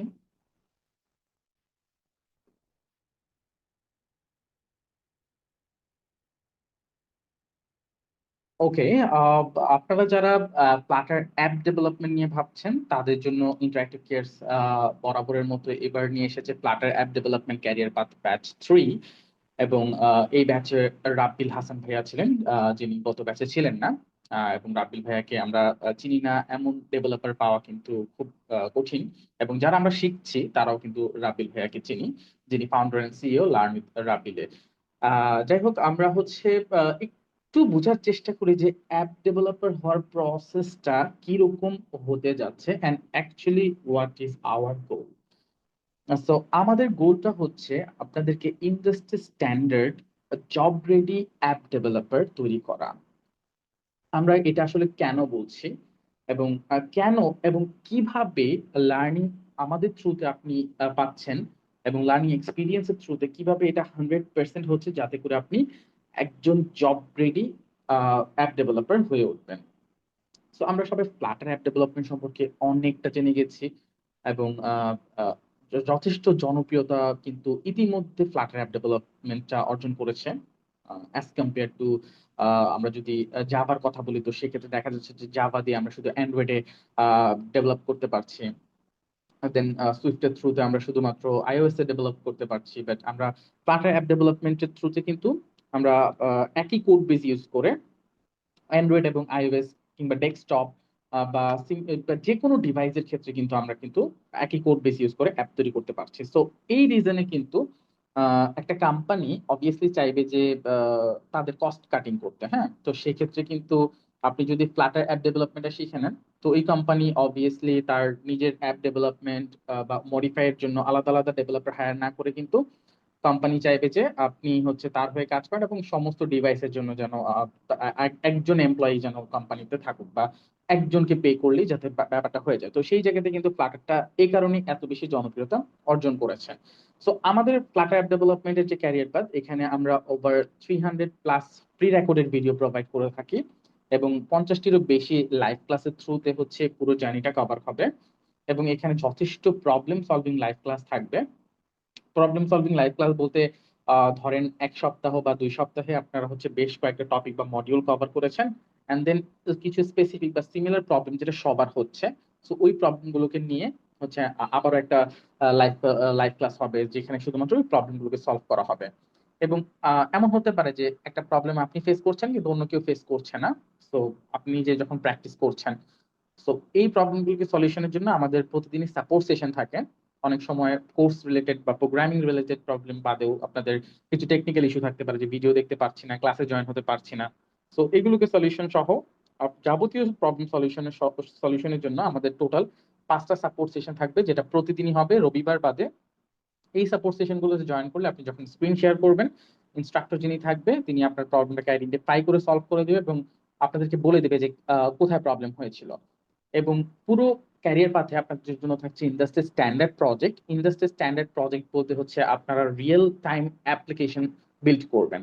ইট মিনস হচ্ছে এই প্রজেক্ট গুলো কিন্তু আপনার নিজে পরবর্তীতে যখন আপনি যদি কোথাও জবের ক্ষেত্রে যান সেই জায়গাতে অবভিয়াসলি আপনাকে আস্ক করা হবে যে আপনার আপনি কি কি প্রজেক্ট তৈরি করেছেন। তো সেই জায়গাতে কিন্তু আপনি এই প্রজেক্ট গুলোকে শো করতে পারবেন। তো এইগুলো এই জন্য আমরা এগুলোকে ইন্ডাস্ট্রি স্ট্যান্ডার্ড প্রজেক্ট বলছি। তো আমরা কোর্সটি শেষে আপনাদের মক ইন্টারভিউ নিব, যেন যে কোনো জায়গায় ইন্টারভিউ দিতে গেলে যেন আপনাদের কাছে মনে না হয় যে আমি একজন বিগিনার, কি কোয়েশ্চেন্স করবে বা কি কোয়েরিজ আসবে সেগুলো যেন আপনি আগে থেকে ফেসড থাকেন। এবং কোর্সে আসার পর এমন হতে পারে যে আপনি ফ্রি ছিলেন না, সামহাও আপনি মিস করে গেছেন ক্লাসেস গুলো, তো পরবর্তীতে এগুলো তো রেকর্ডেড ভার্সন পাচ্ছেনই এবং এই রেকর্ডেড ভার্সন গুলোর অ্যাক্সেস আপনার কাছে লাইফ টাইম থাকছে। এতে করে আপনি পরবর্তীতে নিজের মতো করে কোর্সেস গুলো শেষ করতে পারবেন। এবং আমরা ওভার 110+ কোম্পানির সাথে রিক্রুটমেন্ট প্রসেস হ্যান্ডেল করে থাকি। আমি যদি কয়েকটা রিনোন কোম্পানির নাম বলি সেক্ষেত্রে পাঠাও, গোজাইন, প্রাভা হেলথ, প্রিয় শপ, স্বাধীন সহ আরো অনেক কোম্পানি আছে যা আপনি আমাদের ওয়েবসাইটে গেলে পেয়ে যাবেন। এই কোম্পানিগুলোর রিক্রুটমেন্ট প্রসেসে আমরা সরাসরি হ্যান্ডেল করে থাকি। তো ওই জায়গাগুলোতে আমরা হচ্ছে আপনাদেরকে টপমোস্ট প্রায়োরিটিতে রেখে সেই জায়গাগুলোতে কিন্তু প্লেসমেন্টটা প্রোভাইড করতে পারবো, বা আমরা আপনাকে সুযোগ দিতে পারবো। সেখানে আপনার জব প্লেসমেন্ট বা ইন্টার্নশিপে কিন্তু সুযোগ আমাদের থ্রুতেই পাচ্ছেন। সো যেটা আমি অলরেডি ক্লিয়ার করি যে আমরা কিন্তু কোনো কোম্পানিতে আপনাকে জবের জন্য রেফার করছি না, আমরা কিন্তু ডিরেক্ট প্লেসমেন্ট করতে পারছি। হ্যাঁ, এই জায়গাতে অনেকের কনফিউশন থাকে এটা নিয়ে।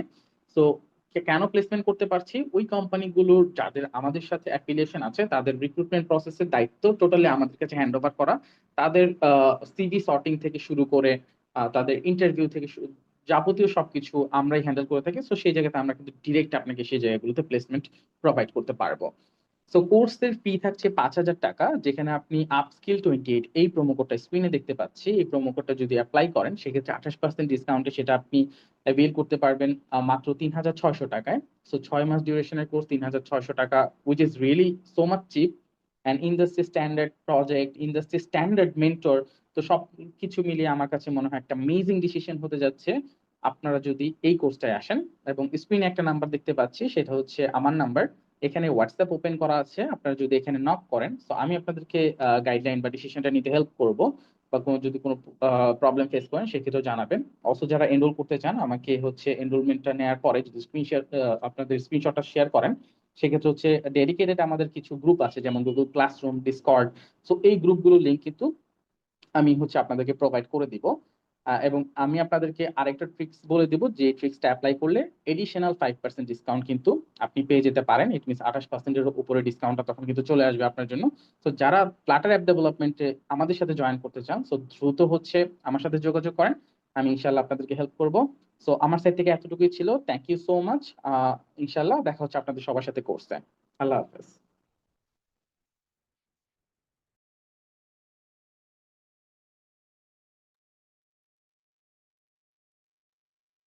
ওকে, থ্যাংক ইউ ভাইয়া। আচ্ছা, thank you for the nice speech. আমরা আমাদের সেশনটা কন্টিনিউ করতে পারি। আচ্ছা, আমার স্ক্রিনটা কি দেখা যাচ্ছে? ইয়েস ভাইয়া। ওকে, ঠিক আছে। তাহলে আমরা কই ছেড়েছিলাম সেটা হচ্ছে importance of knowing object oriented programming. আপনারা নোট নিতে পারেন।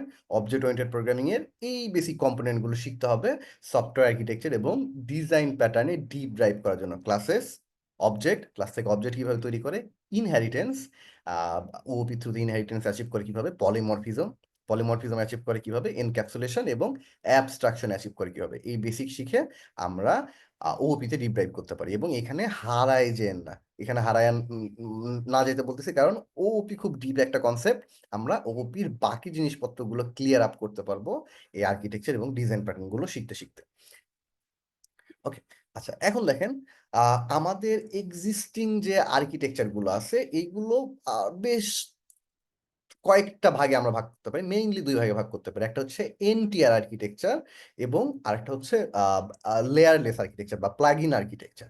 তো আমরা শুরুতে যে আর্কিটেকচার গুলো দেখে আসছিলাম, দেখেন এখানে এমভিসি আর্কিটেকচার আছে, এমভিপি আর্কিটেকচার আছে, এমভিভিএম আর্কিটেকচার আছে। এই আর্কিটেকচার গুলো লেয়ার্ড আর্কিটেকচার। এই আর্কিটেকচারের কোড গুলো আমাদেরকে লেয়ার আকারে সাজানো থাকে, বেশ কয়েকটা লেয়ার নিয়ে কাজ করতে হয়। যেমন এমভিসি তে মডেল একটা লেয়ার, ভিউ একটা লেয়ার, কন্ট্রোলার একটা লেয়ার, এটা 3 লেয়ারে কাজ করে, মডেল, ভিউ, কন্ট্রোলার। এমভি এমভিভিএম এ মডেল একটা লেয়ার, ভিউ একটা লেয়ার এবং ভিউ মডেল একটা লেয়ার। ঠিক এমভিপি তে মডেল, ভিউ এবং প্রেজেন্টার, এই 3টা লেয়ার। তো সুতরাং এই আর্কিটেকচার গুলোকে আমরা 3N আর্কিটেকচার বলতে পারি। তো এটা একটা আর্কিটেকচারের ক্লাসিফিকেশন। এবং আরেক ধরনের আর্কিটেকচার আছে যেগুলো লেয়ারলেস আর্কিটেকচার। এই আর্কিটেকচারের মধ্যে একটা আর্কিটেকচার হচ্ছে ক্লিন আর্কিটেকচার, এগুলোকে অনেকে অনিয়ন আর্কিটেকচার বলে থাকে। আচ্ছা, তো আমরা একটু ডিটেইল দেখি।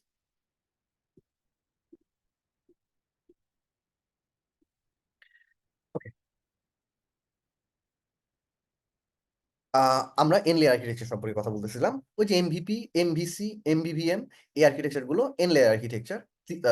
স্পেসিফিক্যালি বলতে গেলে 3 লেয়ার আর্কিটেকচার। 3টা লেয়ার করে আমরা 3 ধরনের কম্পোনেন্টের লেয়ার করে আমরা আমাদের সফটওয়্যার গুলো তৈরি করতে পারি। সুতরাং আপনার অ্যাপ্লিকেশন যখন খুব বড় হবে না, মাঝারি থেকে ছোট ধরনের অ্যাপ্লিকেশন, তখন আপনি এমভিসি, এমভিভিএম এই ধরনের আর্কিটেকচার বা ডিজাইন প্যাটার্ন ফলো করতে পারেন। এনটিআর আর্কিটেকচার বলে, এবং খুব স্পেসিফিক্যালি এই 3টা আর্কিটেকচারের জন্য 3N আর্কিটেকচার, এই আর্কিটেকচারটা ফলো করতে পারেন। অন্যদিকে আরেকটা আর্কিটেকচার যেটা ফ্লাটার এবং অন্য অন্য ডেভেলপমেন্ট ফ্রেমওয়ার্কের জন্যও পপুলার হয়েছে, সেটা হচ্ছে ক্লিন আর্কিটেকচার। এখানে আঙ্কেল বব নামের একটা ফিগার আছেন, উনি এই ক্লিন আর্কিটেকচারের প্রবক্তা। এই ক্লিন আর্কিটেকচারটা এনটিআর আর্কিটেকচার বা লেয়ার ফলো না করে রেদার দেন ওনিয়ন আর্কিটেকচার বা প্লাগ এন্ড প্লে আর্কিটেকচারের মতো ফলো করা হয়েছে। এই ক্ষেত্রে যেভাবে কোড করা হয় সেটা হচ্ছে প্রত্যেকটা লেয়ার, যেটাকে আমরা বলতেছি, এটা আরেকটার থেকে ইন্ডিপেন্ডেন্ট থাকে, একটার উপরে আরেকটা ডিপেন্ড করে না। এই ডিপেন্ডেন্সি না থাকার কারণে কোড মেইনটেনেন্স ইজি হয়ে যায়। এই ডিপেন্ডেন্সি না থাকার কারণে যে কোনো একটা কম্পোনেন্ট সুইচ করা ইজি হয়ে যায়। যেমন আপনার অ্যাপ্লিকেশনের ইউআইটা আপনার অ্যাপ্লিকেশনের বিজনেস লজিকের ওপর ডিপেন্ডেন্ট না। সুতরাং কখনো যদি সফটওয়্যারের রিকোয়ারমেন্ট এইভাবে আসে যে ইউআইটা চেঞ্জ করে ফেলতে হবে, তো ইউআইটা চেঞ্জ করার জন্য সেক্ষেত্রে আপনাকে বিজনেস লজিক বা অ্যাপ্লিকেশন লেয়ার যেটা ছিল আমাদের আগের এনটিআর আর্কিটেকচারে, এই অ্যাপ্লিকেশন লেয়ারে টাচ পর্যন্ত করার প্রয়োজন পড়ে না, কারণ আমরা অ্যাবস্ট্রাকশন ফলো করে কোড করি। সুতরাং এই আর্কিটেকচারকে আমরা অনিয়ন আর্কিটেকচার বলতে পারি বা প্লাগ ইন আর্কিটেকচার বলতে পারি। সুতরাং এই দুই ধরনের আর্কিটেকচার সম্পর্কে আমাদের একটু নলেজ রাখতে হবে, এনটিআর আর্কিটেকচার এবং প্লাগ ইন আর্কিটেকচার। সুতরাং দুই ধরনের আর্কিটেকচার, এই দুই ধরনের আর্কিটেকচার সম্পর্কে যদি আমরা নলেজ রাখি, আমরা ওই যে বলছিলাম প্রথমে শুরুতে যে এগুলো আমরা মিক্স অ্যান্ড ম্যাচ করে অ্যাপ্লাই করতে পারি। আপনি যদি এখন স্টাডি শুরু করতে যান, আপনি শুরু করবেন এমভিসি, এমভিভিএম, এমভিপি, এই 3টা আর্কিটেকচার দিয়ে। এই 3টা আর্কিটেকচার যখন পড়াশোনা শেষ হয়ে যাবে, তখন আপনি ক্লিন আর্কিটেকচার এবং ব্লক প্যাটার্ন এই জিনিসপত্রগুলোতে ডিপ ডাইভ দিতে পারেন। এখন আপনি যদি শুধুমাত্র শেখা, আমাদের শেখার এখন অনেক ওয়ে আছে, আমরা কোর্স করে শিখতে পারি, আমরা আর্টিকেল পড়ে শিখতে পারি, অনেকে সেলফ টট আছে যারা ইউটিউব দেখে শিখতে পারেন। তা আপনি যদি আরেক স্টেপ ডিপে যাইতে চান, তাহলে প্রবক্তা আঙ্কেল বব উনার একটা বই আছে, খুব বিখ্যাত বই, সেই বইটার নাম হচ্ছে ক্লিন কোড। আর আরেকটা বই আছে ওনার, সেটার নাম হচ্ছে ক্লিন আর্কিটেকচার। এই দুইটা বই পড়তে পারেন। এই দুইটা বইয়ে উনি আসলে ক্লিন কোডটা প্রস্তাবনা করছেন, এবং এইটা ফলো করে কোড করতে গেলে কিভাবে কোন ডিসিপ্লিন গুলো ফলো করতে হবে, এই ব্যাপার স্যাপার গুলো উনি এখানে রিপ্রেজেন্ট করছেন। সুতরাং আরো ডিপ ডাইভ দিতে চাইলে আপনি এই বই দুটা পড়ে ফেলতে পারেন। আচ্ছা, তাহলে এই যে আর্কিটেকচার বা ডিজাইন প্যাটার্নের যে ব্যাপার স্যাপার গুলো আমরা সম্পর্কে জানলাম, এইগুলো শিখতে হবে। এবং এই প্রত্যেকটা আর্কিটেকচার এবং প্রত্যেকটা ডিজাইন প্যাটার্নের সাথে আরেকটা জিনিস ইম্পর্টেন্ট, যেটা সবগুলোর সাথেই ব্যবহার করতে পারবে, সেটা হচ্ছে টেস্ট। টেস্ট লিখতে হবে। টেস্ট লিখে যদি আপনি কোড করেন, আপনার অ্যাপ্লিকেশন যদি খুব বড় হয়ে যায়, সেক্ষেত্রে প্রত্যেকটা কম্পোনেন্টের জন্য টেস্ট লিখতে হয়। এজন্য আমাদের টেস্ট লেখার জন্য প্রথম রিকোয়ারমেন্ট হচ্ছে টেস্টেবল কোড লিখতে হবে। কারণ টেস্টেবল কোড লেখার অনেক সুবিধা আছে। এই সুবিধাগুলোর মধ্যে প্রথম সুবিধা হচ্ছে কোডটা কাজ করতেছে কিনা, এটা একটা বুঝার ব্যাপার আছে। তো আমরা সফটওয়্যার ইন্ডাস্ট্রিতে টেস্টিংটাকে আবার দুই ভাগে ভাগ করে থাকি। একটা হচ্ছে আমাদের ডেভেলপার পার্সপেক্টিভে, প্রোগ্রামার পার্সপেক্টিভে টেস্টিং, আর একটা হচ্ছে কিউএ বা কোয়ালিটি অ্যাসুরেন্স পার্সপেক্টিভে টেস্টিং। তো আমরা যে টেস্টিংটা করব, এটা কিউএ বা কোয়ালিটি অ্যাসুরেন্স টেস্টিং না, আমরা কোড দিয়েই টেস্টিং করবো ব্যাপার স্যাপারগুলো। সুতরাং একটা কোডে আমাদের সফটওয়্যারে একটা কম্পোনেন্ট আমরা লিখেছি, ছোট্ট একটা কম্পোনেন্ট লিখেছি। এই ছোট্ট একটা কম্পোনেন্ট যদি টেস্ট করতে চাই, ফুল অ্যাপ্লিকেশনটা আমাদের বিল্ড করতে হবে। বিল্ড করতে গিয়ে ইউআইটাতে হাত দিতে হবে। ইউআইটাতে হাত দিয়ে কিউএরা যেভাবে টেস্ট করে, এইভাবে বাটন ক্লিক করতে হবে, ফর্ম ফিল আপ করতে হবে, এইভাবে টেস্ট করতে হবে। আমরা এই টেস্টিংটা করি না, আমরা ইউনিট টেস্টিং করি। ছোট্ট ছোট্ট কম্পোনেন্ট আমরা যখন তৈরি করি, যখন লিখি, এই কম্পোনেন্ট গুলার কোডের জন্য কম্পোনেন্টের কোডটা ঠিকঠাক কাজ করতেছে কিনা, এইটা টেস্ট করার জন্য ছোট ছোট আমরা টেস্ট লিখে থাকি। তো এটাকে বলা হচ্ছে আমাদের পার্সপেক্টিভে, প্রোগ্রামারের পার্সপেক্টিভে টেস্টিং। তো এই টেস্টিংটা লেখার বেশ কয়েকটা গুরুত্ব আছে। প্রথম গুরুত্ব হচ্ছে, দেখেন, যখন আপনার অ্যাপ্লিকেশনটা হিউজ হবে, অনেক বড় হবে, আপনার অ্যাপ্লিকেশনে অনেক কম্পোনেন্ট আছে, এক কম্পোনেন্ট লিখতে গিয়ে সেই কম্পোনেন্টের সাথে ডিপেন্ডেন্ট অন্য কম্পোনেন্ট কাজ নাও করতে পারে, ভেঙে পড়তে পারে। এই জন্য একটা কম্পোনেন্ট লিখতে গিয়ে আপনি যেন অন্য কম্পোনেন্ট ব্রেক করে না ফেলেন, এটা ইনশিওর করে টেস্টিং। আপনি যখন প্রত্যেকটা কম্পোনেন্টের জন্য টেস্ট লিখতেছেন, আপনি টেস্ট গুলো যখন রান করবেন তখন সে গ্র্যাজুয়ালি ওয়ান বাই ওয়ান সবগুলো কম্পোনেন্ট টেস্ট করবে। সুতরাং আপনি যখনই টেস্টটা রান করতেছেন, এই টেস্ট রান করলে আপনি বুঝতে পারতেছেন ইতোপূর্বে আপনি আপনার অ্যাপ্লিকেশনে বা সফটওয়্যারে যে কম্পোনেন্ট গুলো লিখেছেন কোনো কম্পোনেন্ট ভেঙে পড়েছে কিনা, আপনাকে ম্যানুয়ালি গিয়ে চেক করতে হইতেছে না। এবং ইউআই টেস্ট যারা করে, যারা কিউআই কোয়ালিটি অ্যাসুরেন্স টেস্ট করেন, তারা মাঝে মধ্যে সারপ্রাইজড হয়ে যায়। নতুন একটা ফিচার যখন আপনি ইমপ্লিমেন্ট করেন, নতুন একটা ফিচার ইমপ্লিমেন্ট করার সময় নতুন একটা ফিচার যখন আপনি ইমপ্লিমেন্ট করেন, নতুন একটা ফিচার ইমপ্লিমেন্ট করার সময় নতুন একটা ফিচার ইমপ্লিমেন্ট করার সময় আপনি আপনার মতো করে ইমপ্লিমেন্ট করে দিয়েছেন। যখন কোয়ালিটি অ্যাসুরেন্সের কাছে গেছে সফটওয়্যারটা, কোয়ালিটি অ্যাসুরেন্স যখন সফটওয়্যার টেস্ট করতেছে, তখন ঠিক আগের দিন হয়তো যে জায়গাটা বা যে কম্পোনেন্টটা সে টেস্ট করেছে, ঠিক তার পরের দিন সেই কম্পোনেন্টটা ঠিকঠাক কাজ করতেছে না। তো সেই ক্ষেত্রে কিউএ সারপ্রাইজড হয়ে যায়। তো এই সারপ্রাইজ কিউএ কে যদি দিতে না চান, সেক্ষেত্রে আপনি আপনার প্রত্যেকটা কম্পোনেন্টের জন্য ইউনিট টেস্ট লিখতে পারেন। সুতরাং টেস্ট লেখাটা খুবই ইম্পর্টেন্ট। আমরা সফটওয়্যার আর্কিটেকচার যেটাই ব্যবহার করি না কেন, ডিজাইন প্যাটার্ন যেটাই ব্যবহার করি না, প্রত্যেকটা ডিজাইন প্যাটার্ন এবং সফটওয়্যার আর্কিটেকচার, প্রত্যেকটা আর্কিটেকচারের জন্য আমরা টেস্ট লিখতে পারি এবং টেস্ট লেখা উচিত আমাদের। আচ্ছা, এখন এই টেস্ট যখন আমরা লিখতে যাব, তখন আমাদের একটা বেসিক টেকনিক আছে, সেটা হচ্ছে কম্পোনেন্ট গুলোকে মকিং করতে হয়। যেমন আমরা যখন এনটিআর আর্কিটেকচার নিয়ে কাজ করছি, একটু আগে এনটিআর আর্কিটেকচার সম্পর্কে জেনে আসছি। এনটিআর আর্কিটেকচার একটা লেয়ার হইতে পারে, যে লেয়ারে হয়তো রেপোজিটরি আছে আপনার। এই রেপোজিটরির সাথে ডিপেন্ডেন্ট বেশ কিছু জিনিসপত্র আছে, যেমন ডাটা সোর্স রেপোজিটরির উপর ডিপেন্ড করে। আবার রেপোজিটরির উপরে মডেলগুলো হইতেছে রেপোজিটরি গুলো ইউজ করতেছে। তো রেপোজিটরির যে ডিপেন্ডেন্সি গুলো আছে, এই ডিপেন্ডেন্সি গুলোর জন্য আপনি আলাদা করে টেস্ট লিখে আসছেন। সুতরাং ওই ডিপেন্ডেন্সির টেস্ট আলাদা, আপনার রেপোজিটরির টেস্ট আলাদা।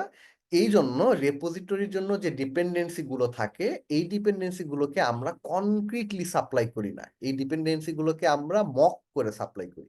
অর্থাৎ একটা ডামি কোড লিখি, যে একটা রেপোজিটরির জন্য যে ডাটা সোর্স আছে, আমরা অ্যাকচুয়াল ডাটা সোর্স তাকে দিই না, আমরা অ্যাকচুয়াল ডাটা সোর্স না দিয়ে তাকে একটা ডামি ডাটা সোর্স দিই। কারণ আমরা টেস্ট করতে চাইতেছি অনলি রেপোজিটরিটা কাজ করে কিনা, আমাদের ডাটা সোর্স টেস্ট করার দরকার নেই। ডাটা সোর্সের টেস্ট আলাদা, ডাটা সোর্স টেস্ট করার সময় আমরা ডাটা সোর্স টেস্ট করেছি। সুতরাং রেপোজিটরি টেস্টিংটা যেন ডাটা সোর্স ঠিকঠাক কাজ করতেছে কিনা এটার উপর ডিপেন্ডেন্ট না হয়, এই জন্য আমাদের ডাটা সোর্সটা মক করতে হয়, ডাটা সোর্সের জন্য ডামি কোড লিখতে হয়। এই টেকনিকটার নাম হচ্ছে মকিং। তো মকিং যেহেতু খুব পপুলার এবং ব্যবহারই করতে হয়, সবসময় ব্যবহার করতে হয় এইরকম একটা টেকনিক, সুতরাং মক লেখাটাও ডিফিকাল্ট এবং টাফ। এজন্য মকটা স্ক্র্যাচ থেকে হাতে লেখা যায়, কিন্তু আমরা হাতে না লিখে যে কাজ করি, যেহেতু ফ্রিকোয়েন্টলি মক লিখতে হয়, এই জন্য মক করার জন্য আমরা ফ্লাটারে দুইটা লাইব্রেরি ইউজ করি। একটা লাইব্রেরির নাম হচ্ছে মকিটো, আর একটা নাম হচ্ছে মকটেইল। সুতরাং আপনি যদি টেস্টিং শিখতে যান, টেস্টিং এর বেসিকটা প্রথমে শিখতে হবে এবং তারপর আপনাকে মকিং শিখতে হবে। মক এবং মকিং শেখার জন্য আপনাকে প্রথমে বেসিক থেকে মক ইমপ্লিমেন্ট করতে পারলে ব্যাপারটা খুব ভালো, এবং পরবর্তীতে যখন আপনি ফ্রিকুয়েন্টলি মক করবেন ডাটা, তখন ফ্রিকুয়েন্টলি মক করার জন্য আপনাকে এত বড় বড় মকিং ক্লাস প্রত্যেকবার লিখতে হবে না। আপনি যে কাজ করতে পারেন সেটা হচ্ছে মকিটো এবং মকটেইল শিখে নিতে পারেন। সুতরাং টেস্ট করতে গেলে এই দুটো ব্যাপার শিখতে হবে, একটা হচ্ছে মকিটো এবং আরেকটা হচ্ছে মকটেইল। আচ্ছা, এখন টেস্টিং এর যে ব্যাপার স্যাপার হলো, সে ব্যাপার স্যাপার আমরা ক্লিয়ার করলাম। টেস্টিং এর জন্য মকিং শেখাটা ইম্পর্টেন্ট। এখন আসেন আমরা আরেকটা জিনিস সম্পর্কে একটু জেনে নিই। আপনারা চাইলে নোট নিতে পারেন এই ব্যাপার স্যাপার সম্পর্কে।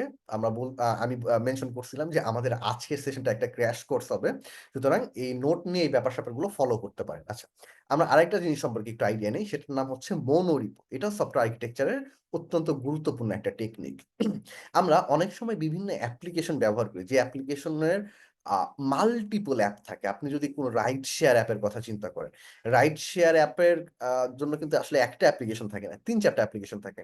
রাইড শেয়ার অ্যাপের জন্য যারা ক্লায়েন্ট আছে, ইউজার আছে, তাদের জন্য একটা অ্যাপ্লিকেশন, যারা রাইডার আছেন তাদের জন্য একটা অ্যাপ্লিকেশন, এখানে ম্যানেজার রোলে হয়তো কেউ থাকতে পারে বা এজেন্ট রোলে কেউ থাকতে পারে, তাদের জন্য একটা অ্যাপ্লিকেশন। 3টা অ্যাপ্লিকেশন আমরা তৈরি করতেছি। অথবা যদি ফুড ডেলিভারি কোনো একটা অ্যাপ থাকে, তাহলে কাস্টমারদের জন্য একটা অ্যাপ হয় এবং রাইডারদের জন্য আলাদা আরেকটা অ্যাপ হয়। তো এই মাল্টিপল অ্যাপ আমরা ইতপূর্বে কনভেনশন অনুযায়ী আলাদা আলাদা অ্যাপ তৈরি করতাম, এবং এই দুইটা অ্যাপ কিন্তু অনেক জিনিসপত্র শেয়ার করে। যেমন দুইটা অ্যাপের মধ্যে অনেক কম্পোনেন্ট শেয়ার করা যেতে পারে, যেমন ইউজারের যে ফাংশনালিটি গুলো আছে, এই ব্যাপার স্যাপার গুলো দুইটা অ্যাপের মধ্যে শেয়ার করা যেতে পারে। অথেন্টিকেশনের যে ব্যাপার স্যাপার আছে, এটা দুইটা অ্যাপের মধ্যে শেয়ার করা যেতে পারে। বিভিন্ন ইউআই কম্পোনেন্ট গুলো দুইটা অ্যাপের মধ্যে শেয়ার করা যেতে পারে। সুতরাং আমাদের বেজ অ্যাপ্রোচ ছিল, বা এতদিন আমরা যেভাবে কাজ করছি, কনভেনশন অনুযায়ী কাজ করছি, মনোরিপো এই কনসেপ্টটা পপুলার হওয়ার আগে সেটা হচ্ছে প্রত্যেকটা অ্যাপের জন্য আলাদা আলাদা রেপোজিটরি, আলাদা আলাদা কোড বেস। মনোরিপোতে যে কাজ করা হয় সেটা হচ্ছে একটা মাত্র কোড বেস মেনটেন করা হয়, এবং এই একটা অ্যাপের কোড বেসের মাধ্যমে মাল্টিপল অ্যাপ তৈরি করা হয়। রাইডারদের জন্য অ্যাপ যে কোড বেস থেকে তৈরি করা হচ্ছে, আমাদের ক্লায়েন্টদের জন্য কোডটা সেই কোড বেস থেকে তৈরি করা হচ্ছে, অর্থাৎ কাস্টমারদের জন্য অ্যাপটাও সেই কোড বেস থেকে তৈরি করা হচ্ছে। তো মাল্টিপল অ্যাপ যখন একটা কোড বেস থেকে তৈরি করা হয়, তখন এই মনোরিপো টেকনিকটা অ্যাপ্লাই করা হয়। এই একটা কোড বেসের মধ্যে শেয়ার্ড কম্পোনেন্ট গুলো সুন্দরভাবে সাজায় রাখা থাকে। যেমন আমরা যদি অথেন্টিকেশনটা শেয়ার করতে চাই, আমরা যদি ইউআই এর কিছু কম্পোনেন্ট শেয়ার করতে চাই, মনোরিপোর মাধ্যমে আমরা এই জিনিসপত্রগুলো একটা কোড বেসে দুইটা অ্যাপ, তিনটা অ্যাপ, চারটা অ্যাপে শেয়ার করতে পারি। সুতরাং এই একটা কোড বেস থেকে মাল্টিপল অ্যাপ তৈরি করার যে টেকনিকটা, এই টেকনিকটাকে বলা হচ্ছে মনোরিপো। আচ্ছা, ওকে, ঠিক আছে। তাহলে এটা হচ্ছে মনোরিপো। এবার আসেন আরেকটা ব্যাপার নিয়ে আলোচনা করি। আমরা ক্লিন আর্কিটেকচার দেখেছি, আমরা এমভিসি প্যাটার্ন দেখেছি, আমরা এমভিপি প্যাটার্ন দেখেছি, এমভিবিএম প্যাটার্ন দেখেছি। এখানে আরেকটা কনসেপ্ট আছে, সেটার নাম হচ্ছে মডুলারাইজেশন এবং ফিচার ফার্স্ট আর্কিটেকচার। তো মডুলারাইজেশন বা ফিচার ফার্স্ট আর্কিটেকচার একটা স্পেশালিটি আছে, সেটা হচ্ছে সাপোজ আপনি মাল্টিপল অ্যাপ তৈরি করেন, যেমন আহ আহ উম আমরা সাইমultaneously বিভিন্ন অ্যাপে কাজ করি। আমাদের অনেক সময় একই কোম্পানির মাল্টিপল অ্যাপ থাকে, যে মাল্টিপল অ্যাপগুলোর মধ্যে কিছু ফাংশনালিটি গুলো সেম থাকে। যেমন অথেন্টিকেশন ফাংশনালিটিটা সেম থাকতে পারে আপনার কোম্পানির মাল্টিপল অ্যাপে বা আপনার মাল্টিপল অ্যাপে। সেই ক্ষেত্রে অসুবিধা যেটা হয়, সেটা হচ্ছে একই কোড আপনাকে দুইটা অ্যাপের মধ্যে করতে হচ্ছে, কপি করে পেস্ট করতে হচ্ছে। সেক্ষেত্রে আপনি কোন একটা মডিউল তৈরি যদি করে রাখেন, এই মডিউল বেসিস যদি ফলো করেন, এই বেসিস ফলো করে যে অ্যাপ্লিকেশনটা তৈরি করা হবে, সেই ক্ষেত্রে এই প্রত্যেকটা মডিউল আপনি রিইউজ করতে পারেন। আস্ত একটা মডিউল যেমন অথেন্টিকেশন মডিউল, এই মডিউলটা আপনি একটা অ্যাপ থেকে জাস্ট কপি করে নিয়ে অন্য অ্যাপের মধ্যে প্লাগ করে ব্যবহার করতে পারে। তাহলে এই ওয়েতে যদি আমরা কোড করতে চাই, সেক্ষেত্রে আমাদের মডুলারাইজ কোড করতে হবে এবং ফিচার ফার্স্ট আর্কিটেকচারটা ফলো করতে হবে। আমাদের ইতিপূর্বে যে আর্কিটেকচার দেখেছিলাম, ক্লিন আর্কিটেকচার, এটা একটা আর্কিটেকচার। এমভিভিএম, এমভিপি, এমভিসি, এই আর্কিটেকচার গুলোতে আমরা ফিচার ফার্স্ট অ্যাপ্রোচটা ফলো করতে পারি। এন লেয়ার বা এনটিআর যে অ্যাপ্রোচটা ছিল, সেই অ্যাপ্রোচও ফলো করতে পারি আমরা, ফিচার ফার্স্ট অ্যাপ্রোচও ফলো করতে পারি। সুতরাং আপনারা এনটিআর বা 3 টিয়ার আর্কিটেকচার নিয়ে পড়াশোনা করার পরে মডুলারাইজেশন এবং ফিচার ফার্স্ট আর্কিটেকচার এটা নিয়ে পড়াশোনা করতে পারেন, এবং ক্ষেত্র বিশেষে আপনার প্রয়োজন মাফিকে আপনি এই ব্যাপার স্যাপারগুলো মিক্স অ্যান্ড ম্যাচ করে ব্যবহার করতে পারবেন। ওকে, এখন আসেন আমরা বেশ কিছু টুল সম্পর্কে আইডিয়া নিই। প্রথম একটা টুল, আমরা এর আগে বলেছিলাম যে সফটওয়্যার ইন্ডাস্ট্রির আর্কিটেকচার এবং ডিজাইন প্যাটার্ন গুলো ওয়েল এস্টাবলিশ ডিজাইন প্যাটার্ন, যেগুলো আপনি শিখে রাখলে প্রত্যেকটা ক্ষেত্রেই কাজে লাগবে। এবং প্যাটার্ন গুলো যেহেতু ওয়েল এস্টাবলিশ, সুতরাং এখানকার কিছু কাজ আমাদের রিপিটেটিভলি করতে হয়। সেই রিপিটেটিভলি কাজ করার জন্য আমরা কিছু টুলিং সম্পর্কে আইডিয়া রাখতে পারি। যেমন ডার্টস নামের একটা লাইব্রেরি আছে ডার্টের, সেই ডার্টস লাইব্রেরি ব্যবহার করে আমরা ফাংশনাল প্রোগ্রামিং এর কিছু ব্যাপার স্যাপার অ্যাচিভ করতে পারি। যেমন আমাদের ইউনিয়ন নামের একটা ডাটা স্ট্রাকচার আছে, আইদার ডাটা স্ট্রাকচার আছে, যে ডাটা স্ট্রাকচারটা অন্য অন্য প্রোগ্রামিং ল্যাঙ্গুয়েজে হয়তো out of the box support করে, কিন্তু আমাদের ফ্লাটারে এই ব্যাপারটা out of the box support করে না। সেক্ষেত্রে আমরা ডার্টস ব্যবহার করতে পারি। আহ সেক্ষেত্রে আমরা ডার্টস লাইব্রেরিটা ব্যবহার করতে পারি, এবং ফাংশনাল প্রোগ্রামিং এর আরো বেশ কিছু data structure, unit data structure, এবং এই জিনিসপত্রগুলো অ্যাচিভ করার জন্য আমাদের আরো বেশ কিছু ক্লাস আছে। সিল ক্লাস যদিও ডার্ট রিসেন্টলি সাপোর্ট দিয়েছে, যেটা সাপোর্ট আগে ছিল না। এই সিল ক্লাসের ব্যাপার স্যাপারগুলো যদি আমরা ব্যবহার করতে চাই, এগুলো প্রচুর ব্যবহার করা হয়। প্রত্যেকবার স্ক্র্যাচ থেকে যেন ইমপ্লিমেন্ট করা না লাগে, সেক্ষেত্রে আপনি ডার্টস লাইব্রেরিটা শিখে রাখতে পারেন। আর দ্বিতীয় যে ব্যাপারটা আমাদের দ্বিতীয় যে ব্যাপারটা আমাদের শিখতে হবে, সেটা হচ্ছে গেট ইট নামের একটা আমাদের ডিপেন্ডেন্সি বা পিস অফ সফটওয়্যার আছে, এই সফটওয়্যারটা আমরা ব্যবহার করতে পারি। এটা ব্যবহার করে আমরা ডিপেন্ডেন্সি ইনজেকশন করতে পারি। একটু আগে ওই যে আমরা টেস্টিং নিয়ে আলোচনা করেছিলাম, আমাদের মনে আছে? টেস্টিং নিয়ে যখন আমরা আলোচনা করছিলাম তখন আমাদের জিনিসপত্রগুলো মকিং করতে হয়েছে, ডিপেন্ডেন্সি গুলো মক করতে হয়েছে। তো মক করার ক্ষেত্রে আমাদের ডিপেন্ডেন্সি গুলোকে ইনজেক্ট করতে হয়। বা আমরা যখন অবজেক্ট ওরিয়েন্টেড প্রোগ্রামিং বা ক্লিন আর্কিটেকচারে আমরা যখন ইন্টারচেঞ্জেবল জিনিসপত্র তৈরি করতে চাই, যেমন একটা ইউআই যে কোনো বিজনেস লজিকে যেন প্লাগ করতে হয়। আমার বিজনেস লজিকের একটা লেয়ার আছে, আমার ইউআই এর একটা লেয়ার আছে, আমার ইউআই লেয়ারটা বিজনেস লজিকে আমি প্লাগ করতে পারতেছি। এই ব্যাপার স্যাপারগুলোর জন্য যে ডিপেন্ডেন্সি থাকে, এই ডিপেন্ডেন্সি গুলো যেন ইন্ডিপেন্ডেন্ট থাকে, এই জন্য আমাদের ডিপেন্ডেন্সি ইনজেকশন নামের একটা টেকনিক ব্যবহার করতে হয়। এবং এই ডিপেন্ডেন্সি ইনজেকশন খুব পপুলার এবং ওভারলি ইউজড একটা টেকনিক, যেটা যেটা সফটওয়্যার আর্কিটেকচার নিয়ে যারা কাজ করেন, ডিজাইন প্যাটার্ন নিয়ে যারা কাজ করেন, ফ্রিকোয়েন্টলি ব্যবহার করা লাগে। সুতরাং ডিপেন্ডেন্সি ইনজেকশনের জন্য বেশ কিছু বয়লার প্লেট কোড লিখতে হয়, অনেক বয়লার প্লেট কোড লিখতে হয়। তো এই বয়লার প্লেট কোড যেন আমাদের লিখতে না হয়, এই জন্য আমরা এই গেট ইট নামের যে লাইব্রেরিটা আছে, এই গেট ইটটা শিখে নিতে পারি। এটাতে আমরা ডিপেন্ডেন্সি ইনজেক্ট করতে পারি। আচ্ছা, এরপর আমরা ফ্রিজ নামের একটা লাইব্রেরি আছে, এই ফ্রিজ লাইব্রেরিটা শিখে নিতে পারি। আমাদের যে ডাটা ক্লাস আছে, আমাদের যে ইউনিয়ন ক্লাস আছে, আমাদের যে সিল্ড ক্লাস আছে, এই ক্লাসগুলো আমাদের প্রত্যেকটা আর্কিটেকচারেই ব্যবহার করতে হয়। ডাটা ক্লাসে প্রত্যেকটা আর্কিটেকচারে ব্যবহার করতে হয়। আপনি যে কোনো আর্কিটেকচারই ব্যবহার করতে যান না কেন, আপনি যদি এপিআই থেকে ডাটা কনজিউম করতে চান বা ডাটাবেস থেকে ডাটা নিয়ে আসতে চান, সেক্ষেত্রে আপনার from JSON to JSON method লাগে। আবার Dart out of the box হয়তো ইকুয়াল অপারেটর এমন ভাবে কাজ করে যেটা রেফারেন্সিয়াল ইকুইটি, ভ্যালু ইকুইটিতে কাজ করে না। এই ধরনের কোড আমাদের ওভাররাইট করতে হয়, বয়লার প্লেট কোড লিখতে হয়। তো এই বয়লার প্লেট কোডগুলো, ডাটা ক্লাস রিলেটেড যে বয়লার প্লেট কোডগুলো আছে, এই কোডগুলো আমরা ফ্রিজ লাইব্রেরি থেকে শিখে নিতে পারবো। সুতরাং আপনি ফ্রিজ লাইব্রেরিটা এসেনশিয়াল টু লার্ন। আপনি যদি সফটওয়্যার আর্কিটেকচার নিয়ে কাজ করতে চান, ফ্রিজ লাইব্রেরিটা শিখতে হবে। এবং তারপরে আরেকটা লাইব্রেরি আছে যেটার নাম হচ্ছে মেলোস। এই মেলোস লাইব্রেরিটা শিখে নিতে পারেন আপনি যদি মোনোরিপো নিয়ে কাজ করেন। আমরা যদি মোনোরিপো নিয়ে কাজ করি বা ফিচার ফার্স্ট আর্কিটেকচার নিয়ে কাজ করি, সেক্ষেত্রে আমাদের প্রত্যেকটা ফিচার এক একটা প্যাকেজ হয়ে যায়। আমাদের প্রত্যেক মোনোরিপো নিয়ে যদি কাজ করি, তার মধ্যে মাল্টিপল প্যাকেজ, মাল্টিপল মডিউল আমাদের মেনটেন করতে হয়। এবং এই প্রত্যেকটা মডিউলের মধ্যে আমাদের বিভিন্ন ডিপেন্ডেন্সি ব্যবহার করতে হয়। যার অর্থাৎ আমরা যদি সহজ ভাষায় ফ্লাটারের পার্সপেক্টিভে বলি, প্রত্যেকটা মডিউলের মধ্যে আমাদের ডেডিকেটেড pubspec.yml ফাইল থাকে। অর্থাৎ আমি যদি এক্সাম্পল দিই, আপনি 5টা মডিউল, আপনি ফিচার ফার্স্ট আর্কিটেকচার একটা অ্যাপ ডেভেলপ করতেছেন যেখানে 5টা মডিউল আছে, এবং প্রত্যেকটা মডিউলে আপনি হয়তো গেটএক্স অথবা ব্লক ব্যবহার করতেছেন। এখন ব্লকের হয়তো পার্টিকুলার কোনো একটা ভার্সন ব্যবহার করতেছেন, হয়তো 5.2 ব্যবহার করতেছেন। তাহলে প্রত্যেকটা মডিউলে আপনাকে ইনশিওর করতে হবে যেন 5.2টাই ব্যবহার করা হয়। সুতরাং আপনি যদি কখনো আপগ্রেড করতে যান, 5.2 থেকে 5.3 তে গেলেন, সেই ক্ষেত্রে আপনাকে যে কাজ করতে হবে, ম্যানুয়ালি প্রত্যেকটা মডিউলের পাবস্পেকে যাইতে হবে, গিয়ে হাতে হাতে ডিপেন্ডেন্সিটা চেঞ্জ করতে হবে। তারপর ম্যানুয়ালি আবার পাবগেট যে কমান্ডটা আছে, অর্থাৎ ডিপেন্ডেন্সি নামানোর যে কমান্ডটা আছে, প্রত্যেকটা মডিউলে এক এক করে এক্সিকিউট করতে হবে। এই ব্যাপার স্যাপারগুলো হ্যান্ডেল করে দেয় মেলোস। মেলোজের মাধ্যমে আপনি এই গ্লোবালি প্রত্যেকটা পাবস্পেক হ্যান্ডেল করতে পারেন। আপনি যে কোনো একটা ফাইলের মধ্যে বলে দেবেন যে আপনি অ্যাক্রস দ্য মডিউল ব্লক যে লাইব্রেরিটা আছে, এই ব্লক লাইব্রেরি 5.2 ব্যবহার করবেন। এবং আপনি এটা যদি মেলোজে ডিফাইন করে দেন এবং প্রত্যেকটা প্রজেক্টে মেলোজ ব্যবহার করতেছেন, সুতরাং আপনি প্রত্যেকটা প্রজেক্টে এই ব্লক লাইব্রেরি 5.2টা অটোমেটিক্যালি মেলোজ হ্যান্ডেল করবে, যেন এনশিওর করবে যে প্রত্যেকটা প্রজেক্টে যেন 5.2 ব্যবহার করে। কখনো যদি আপগ্রেড করার প্রয়োজন হয়, আপনি জাস্ট মেলোসকে বলবেন যে আমি অ্যাক্রস দ্য মডিউল ব্লক নামের যে লাইব্রেরি বা ডিপেন্ডেন্সি আছে, এই ডিপেন্ডেন্সিটা 5.2 থেকে 5.3 তে নিচে যাবে। আপনাকে 1 বাই 1 প্রত্যেকটা মডিউলে গিয়ে এই ডিপেন্ডেন্সি চেঞ্জ করতে হবে না। মেলোস গ্লোবালি এই ডিপেন্ডেন্সিটা হ্যান্ডেল করবে।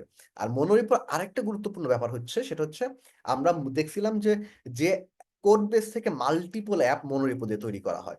যেমন আপনি যদি একটা রাইডার অ্যাপ তৈরি করতে চান আপনার রিপোজিটরি থেকে, আবার একটা কাস্টমার অ্যাপ তৈরি করতে চান, তাহলে দুইটার জন্য বিল্ড মেথডটা আলাদা। বিভিন্ন কম্পোনেন্ট নিয়ে দুইটা অ্যাপ বিল্ড করতে হয়। অর্থাৎ কাস্টমার অ্যাপ তৈরি করার জন্য হয়তো প্রত্যেকটা প্যাকেজ প্রয়োজন নাই বা প্রত্যেকটা মডিউল প্রয়োজন নয়, আবার হয়তো রাইডার অ্যাপ তৈরি করার জন্য প্রত্যেকটা মডিউল প্রয়োজন নয় আপনার কোড বেসের। এই প্রত্যেকটা মডিউল প্রয়োজন যেহেতু নয়, সুতরাং কিছু মডিউল পিক করে পার্টিকুলার কিছু কমান্ড দিয়ে দুইটা অ্যাপ তৈরি করতে হবে। এই কমান্ড এবং মডিউল পিকিং, মডিউল ম্যানেজমেন্টের কাজটা মেলোস করে। সেক্ষেত্রে আপনি মেলোসটা শিখে নিতে পারেন। তাহলে এগুলো হচ্ছে আমাদের টুল, যে সফটওয়্যার আর্কিটেকচারে যে ব্যাপার স্যাপারগুলো কমন রিপিটেটিভলি করতে হবে, সেই ব্যাপার স্যাপারগুলা এই টুলগুলো আমাদের লাইফটা ইজি করে দেয়। একটা হচ্ছে ডার্টস, যেটা ফাংশনাল প্রোগ্রামিং এবং ইউনিয়ন ডাটা টাইপের যে ব্যাপারগুলো, এটার জন্য যেন বয়লার প্লেট কোড লিখতে না হয়, এটার সাপোর্ট আমরা ডার্টস থেকে পাবো। তারপর হচ্ছে গেট ইট, ডিপেন্ডেন্সি ইনজেকশনের যে ব্যাপারটা আছে, এটার জন্য যেন বয়লার প্লেট লিখতে না হয়, এই ব্যাপার স্যাপারগুলো আমরা গেট ইট থেকে পাবো। তারপর আছে হচ্ছে ফ্রিজ, আমাদের ডাটা ক্লাসটা যেন বারবার লিখতে না হয়, ডাটা ক্লাসের বিভিন্ন জিনিসপত্রগুলো রিপিটেটিভলি লিখতে হয়, এই সাপোর্টগুলো আমরা পাবো ফ্রিজ থেকে। আর অ্যাক্রস দ্য মডিউল মাল্টিপল মডিউলের মধ্যে যখন আমরা ডিপেন্ডেন্সি হ্যান্ডেল করতে যাব, এগুলো যেন ম্যানুয়ালি হ্যান্ডেল করতে না হয়, কমান্ড লাইন দিয়ে একটা কমান্ডে সব ডিপেন্ডেন্সি যেন হ্যান্ডেল করতে পারি আমরা, এর জন্য আমরা মেলোসটা শিখে নেব। এটাই হচ্ছে আমাদের সফটওয়্যার আর্কিটেকচার বা ডিজাইন প্যাটার্ন শেখার জন্য যে এক্সট্রা টুলিং গুলো প্রয়োজন হবে কনসেপ্টের চাইতে, এই টুলিং গুলো হচ্ছে এগুলো। আচ্ছা, এটা হইতেছে মনোরিপোর যে ব্যাপারটা। আচ্ছা, এখন একটা ব্যাপার আছে, সেটা হচ্ছে ডিসক্লেমারের মতো, যে আমরা অনেক সময় যখন সফটওয়্যার আর্কিটেকচার শিখতে যাই, সফটওয়্যার আর্কিটেকচারের মেইন উদ্দেশ্য ছিল যে সফটওয়্যার ডেভেলপমেন্ট লাইফ সাইকেলটাকে সিম্পল করা, আমাদের ইন্টারডিপেন্ডেন্সি কমানো, আমাদের স্কেলেবল অ্যাপ তৈরি করা, আমাদের কোড ইজি টু আন্ডারস্ট্যান্ড, এই ব্যাপার স্যাপারগুলো অ্যাচিভ করার উদ্দেশ্য ছিল। অনেক সময় এমন হয় যে আমরা যখন প্রথমে সফটওয়্যার আর্কিটেকচার শিখতে যাই, আমরা সফটওয়্যার আর্কিটেকচার গুলো এমন ভাবে ইউজ করা শুরু করি যেখানে কোনো আসলে আর্কিটেকচার প্রয়োজন নাই, সেখানেও কমপ্লেক্স একটা আর্কিটেকচার ব্যবহার করি। ফলশ্রুতিতে কোড মেইনটেইন করা তো ইজি হয় না, বরং কোড মেইনটেইন করা আর্কিটেকচার ছাড়া যে অবস্থায় ছিল তার চাইতে হার্ডার হয়ে যায়। সুতরাং আমাদের আরো কয়েকটা প্রিন্সিপাল ফলো করতে হবে। তার মধ্যে একটা প্রিন্সিপাল হচ্ছে ইয়েগেনি। ইয়েগেনি মানে হচ্ছে you ain't gonna need it, মানে যতক্ষণ না পর্যন্ত আপনি ফিল করবেন আপনি কোনো একটা সমস্যায় পড়ছেন, যে সমস্যাটা সলভ করতে হবে পার্টিকুলার একটা আর্কিটেকচার দিয়ে, ততক্ষণ পর্যন্ত সেটাকে আর্কিটেকচার অ্যাপ্লাই করে কমপ্লেক্স করার প্রয়োজন নাই। যখন আপনি ফিল করতেছেন যে আপনার কোড বেজে ডাটাবেজ একটাই থাকবে, আপনি শুধুমাত্র এসকিউএলআইটি ব্যবহার করবেন, যখন আপনি অন্য কোনো ডাটাবেজ ব্যবহার করবেন না, সেক্ষেত্রে পলিমরফিজমিক কোনো আর্কিটেকচার ডাটাবেজের ক্ষেত্রে ব্যবহার করার দরকার নেই। আপনি যখন ফিল করতেছেন আপনি শুধুমাত্র রেস্ট এপিআই ব্যবহার করবেন, অন্য কোনো এপিআই আপনি ব্যবহার করবেন না, সেই ক্ষেত্রে আপনাকে সেখানেও পলিমরফিজম বা ওভারলি কমপ্লেক্স কোনো আর্কিটেকচার অ্যাপ্লাই করার প্রয়োজন নাই। এটাকে বলা হয় কিস বা keep it stupid simple. Simple, যত সিম্পল আমরা রাখতে পারি কোড বেসটাকে, আননেসেসারিলি যেন কমপ্লেক্স হয়ে না যায়। সুতরাং আমাদের মাথায় রাখতে হবে আমরা যেন ওভার ইঞ্জিনিয়ারিং না করি আর্কিটেকচার শিখে সফটওয়্যার গুলোকে। এবং এখানে আরেকটা ব্যাপার স্যাপার আছে, সেটা হচ্ছে এটা সফটওয়্যার আর্কিটেকচার যখন আমরা শিখি তখন আমরা খুব অবসেসড হয়ে যাই সফটওয়্যার আর্কিটেকচার নিয়ে। অবসেসড হয়ে যাই কারণ হচ্ছে আমরা যেভাবে ইমপ্লিমেন্টেশনটা দেখেছি, কোনো একটা গাইডলাইন ফলো করেছি অমুক বইয়ে বা অমুক আর্টিকেলে বা অমুক টিউটোরিয়ালে, এইভাবে এই আর্কিটেকচারটা অ্যাপ্লাই করা হয়েছে, আমি পারফেক্টলি আমার ইউজ কেস সিনারিওতে এইভাবে অ্যাপ্লাই করতে পারতেছি কিনা, এটা নিয়ে অবসেসড হওয়ার কোনো দরকার নাই। অর্থাৎ শিখতে গেলে আপনার ইমপ্লিমেন্টেশন রংও যদি হয়, আপনাকে আর্কিটেকচার অ্যাপ্লাই করতে হবে শুরুতে, ওভার ইঞ্জিনিয়ার করবেন না। আবার আর্কিটেকচার প্রয়োজন হচ্ছে আপনি বুঝতেছেন, সেই ক্ষেত্রে এটাকে আবার পারফেক্ট করতে হবে না, আপনি জাস্ট অ্যাপ্লাই করেন। এবং আরেকটা জিনিসে আমাদের একটু অনীহা আছে, সেটা হচ্ছে কোড একবার লিখে ফেললে আমরা রিফ্যাক্টর করতে ভয় পাই, কোড যেহেতু কাজ করতেছে এটাকে টাচ করতে ভয় পাই। সুতরাং এই ভয়টা পাওয়া যাবে না, কোড রিফ্যাক্টরে কমফোর্টেবল থাকতে হবে, আমরা যেন কোড রিফ্যাক্টর করতে পারি, এইখানে একটা কমফোর্ট ব্যাপার স্যাপার অ্যাচিভ করতে হবে। সুতরাং এখানে দুইটা জিনিস খেয়াল রাখতে হবে, সেটা হচ্ছে আমরা যেন ওভার ইঞ্জিনিয়ারিং না করি, এক, দ্বিতীয় হচ্ছে আমরা যেন যেখানে আর্কিটেকচার প্রয়োজন হবে সেখানে যেন ভয় না পাই আর্কিটেকচার অ্যাপ্লাই করার জন্য, এবং তৃতীয় আরেকটা ব্যাপার হচ্ছে সেটা হচ্ছে কোড রিফ্যাক্টরিং এ যেন ভয় না পাই, আমাদের কোড রিফ্যাক্টরিং এ কমফোর্টেবল থাকতে হবে। সুতরাং আমরা ওভার ইঞ্জিনিয়ারিং অ্যাভয়েড করব, কোড রিফ্যাক্টরিং এটাতে অ্যাফ্রেইড হব না, এবং যেখানে আর্কিটেকচার প্রয়োজন হবে সেখানে যেন আমরা আর্কিটেকচার অ্যাপ্লাই করি, অন্ততপক্ষে আর্কিটেকচারটা এমব্রেস করার জন্য। এইভাবে আমরা ফ্লাটার দিয়ে আমাদের প্রয়োজন মাফিক অ্যাপ তৈরি করতে পারবো। সুতরাং আমাদের মাথায় রাখতে হবে আমরা যেন ওভার ইঞ্জিনিয়ারিং না করি, অর্থাৎ যে অ্যাপটা স্কেল করার প্রয়োজন নাই সেখানে অযথা কমপ্লেক্স আর্কিটেকচার যেন আমরা অ্যাপ্লাই করে ওভারলি কমপ্লিকেটেড না করি, এবং যেখানে স্কেল করার প্রয়োজন আছে সেখানে যেন আমরা অ্যাপ্রোপ্রিয়েট আর্কিটেকচার অ্যাপ্লাই করি। তো থ্যাংক ইউ এভরিওয়ান, এটাই ছিল আমাদের সেশন। আপনাদের যদি আমাদের সেশন নিয়ে কোনো প্রশ্ন থাকে, কোনো কনফিউশন থাকে, সেটা জিজ্ঞাসা করতে পারেন, অথবা আপনাদের যদি ইন্টারেক্টিভ ক্যারিয়ার কোর্স সম্পর্কে কোনো প্রশ্ন থাকে সেটাও জিজ্ঞাসা করতে পারেন। ভাইয়া আছেন, আপু আছেন এখানে, কোর্স রিলেটেড প্রশ্নের আনসার ওনারা দেবেন। এবং আমাদের আজকের সেশনের উপর যদি কোনো কনফিউশন থাকে সেটা নিয়ে আপনারা প্রশ্ন করতে পারেন। লার্নার্স, আপনাদেরকে আমি আনমিউট করার পারমিশন দিয়ে দিয়েছি এবং আপনারা চাইলে চ্যাট বক্সে আপনাদের কোয়েশ্চেন্স গুলো আস্ক করতে পারেন। আমি রিকোয়েস্ট করবো সবাইকে একে একে হ্যান্ড রেজ করে আস্ক করতে, যাতে ক্লাস না লাগে। Please continue.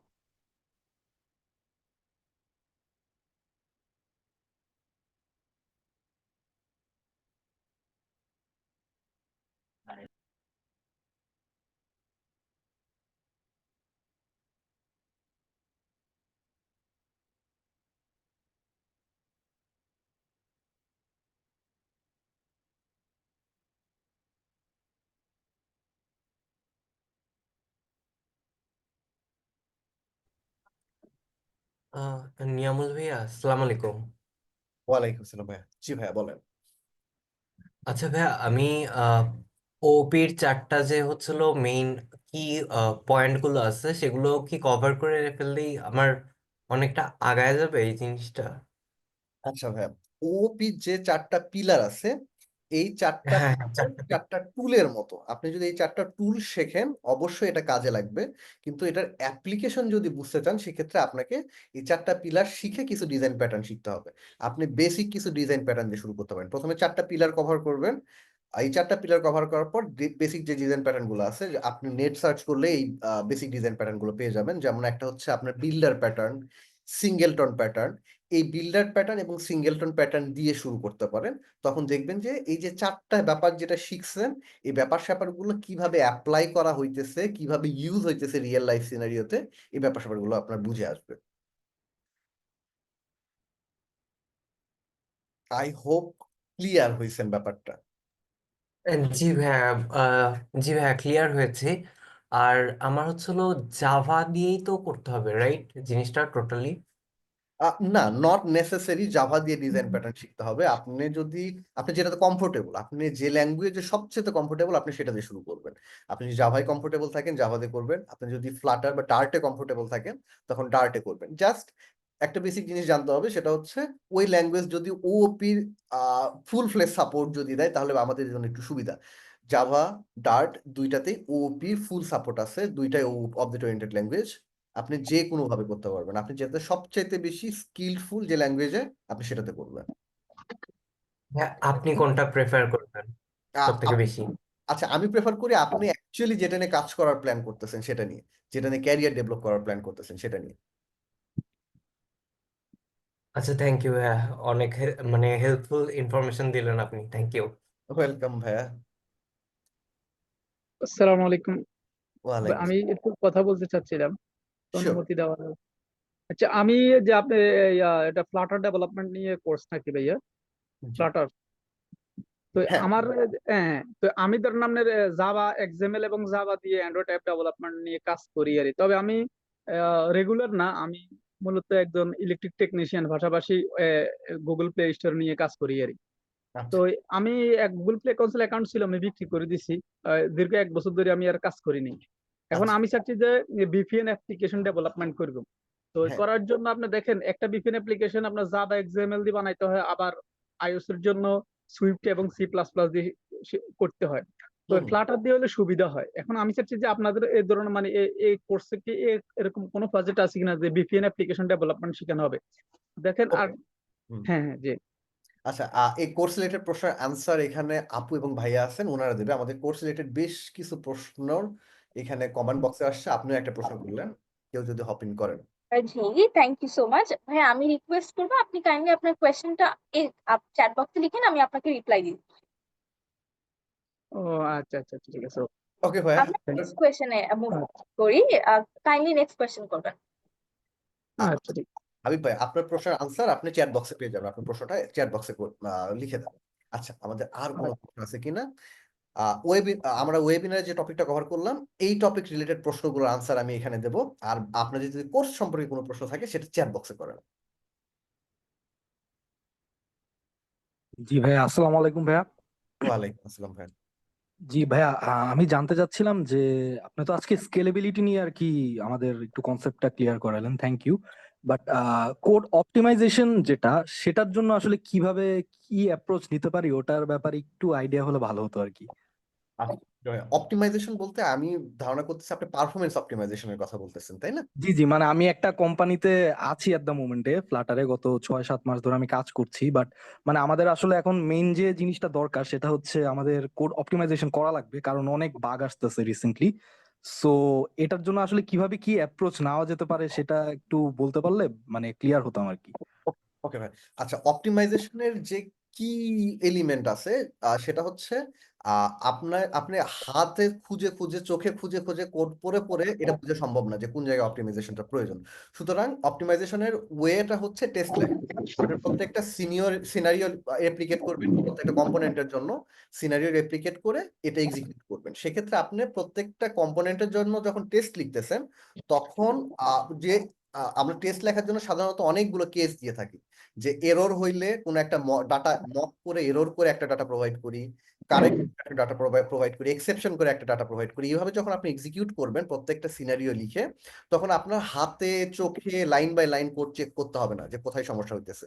তখন যখন আপনি টেস্টটা রান করবেন তখন আপনি বুঝতে পারবেন যে উমুক কেসটা ফেল করছে, যে কেসটা ফেল করছে ওই কেসের জন্য গিয়ে তখন আপনি ওই বাগটা রিজলভ করতে পারবেন। এবং টেস্ট লিখে টেস্টিং এর মাধ্যমে আরেকটা বেনিফিট হবে, সেটা হচ্ছে পারফরমেন্সটা আপনি মনিটর করতে পারবেন। অর্থাৎ প্রত্যেকটা টেস্টিং এর জন্য কতটুকু টাইম, প্রত্যেকটা টেস্ট এক্সিকিউট হওয়ার জন্য কতটুকু টাইম সে নিতেছে, এই রিপোর্টটাও টেস্ট জেনারেট করে দেবে। সেক্ষেত্রে আপনি মনিটর করতে পারবেন। কাইন্ডলি আচ্ছা আপনারা ভাইয়া, আনমিউট করে মানে আপনারা আনমিউট করে রাখবেন unless you are asking a question. আমরা মেইন কোয়েশ্চেন আবার ফেরত যাই। আচ্ছা, আই হোপ হাবিব ভাইয়ের কোশ্চেন শেষ। হাবিব ভাইয়ের যদি মিউট করে দেওয়া যেত। জি ভাইয়া, আচ্ছা আরেকটা কথা সেটা হচ্ছে যদি আমরা স্কেলেবিলিটি ইনক্রিজ করি তাহলে কি অপটিমাইজেশন ইনক্রিজ হবে তার সাথে? ভাই দেখেন, এটা হইতেছে একটা ট্রেড অফ। আপনার সফটওয়্যারটা যত বড় হবে আপনার সফটওয়্যারটা তত স্লো হবে। আমরা জি জি যতই হচ্ছে আপনার স্ট্যান্ডার্ড অনুযায়ী কথা বলি না কেন, আর্কিটেকচার অনুযায়ী কথা বলি না কেন, রিয়েল লাইফে আর্কিটেকচারের 100% ইমপ্লিমেন্টেশনটা কখনোই সম্ভব না। কিন্তু আমাদের গোল থাকে সবসময় যে সফটওয়্যার আর্কিটেকচারের ইমপ্লিমেন্টেশনটা যেন আমরা নিয়ার অ্যাবাউট 100% রাখতে পারি। সুতরাং অ্যাপ্লিকেশন যখন যখন স্কেল করে বড় করতে যাবেন, ফিচারের পরিমাণ বাড়াইতে যাবেন, তখন আপনার পারফরমেন্স একটু স্লো হবে। আপনাকে তখন আইডেন্টিফাই করতে হবে যে কোন জায়গায় পারফরমেন্সটা আপনার অপটিমাইজ করতে হবে। সাপোজ আপনার অ্যাপ্লিকেশনের 10টা কম্পোনেন্ট আছে, এই 10টা কম্পোনেন্টের মধ্যে 2টা কম্পোনেন্ট ইউজাররা খুব বেশি ব্যবহার করতেছে, আর 3টা কম্পোনেন্ট ইউজাররা ব্যারলি ইউজ করে। তখন আপনি ওই 3টা কম্পোনেন্ট অপটিমাইজ না করে যে 2টা কম্পোনেন্ট ইউজাররা সবচেয়ে বেশি ইউজ করতেছে এইটার অপটিমাইজেশনে হাত দেবেন। আপনি এটার জন্য টেস্ট লেখা শুরু করবেন, এসকিউএল লেখা শুরু করবেন। জি ভাইয়া, ঠিক আছে, থ্যাংক ইউ ভাই। ওয়েলকাম ভাইয়া।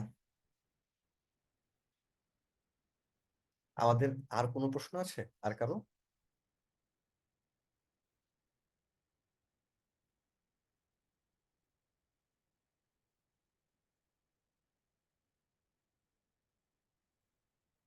ওকে, কোড রিলেটেড প্রশ্ন আপনারা চ্যাট বক্সে করতে পারেন।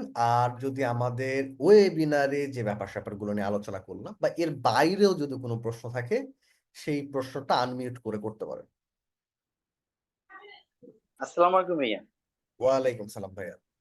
ভাইয়া আমি হচ্ছে যে কোশ্চেনটা করতে আমরা যে একটা মানে আমাদের তো স্টেট ম্যানেজমেন্ট নিয়ে কাজ করতে হবে, আমরা কাজের শুরুতে আসলে কোনটা আসলে শিখলে আমাদের জন্য বেটার হবে? আচ্ছা, ওকে। দেখেন ভাই, স্টেট ম্যানেজমেন্ট ফ্লাটারের ক্ষেত্রে আমাদের মূলত দুইটা ওয়ে বা দুইটা অ্যাপ্রোচ আছে।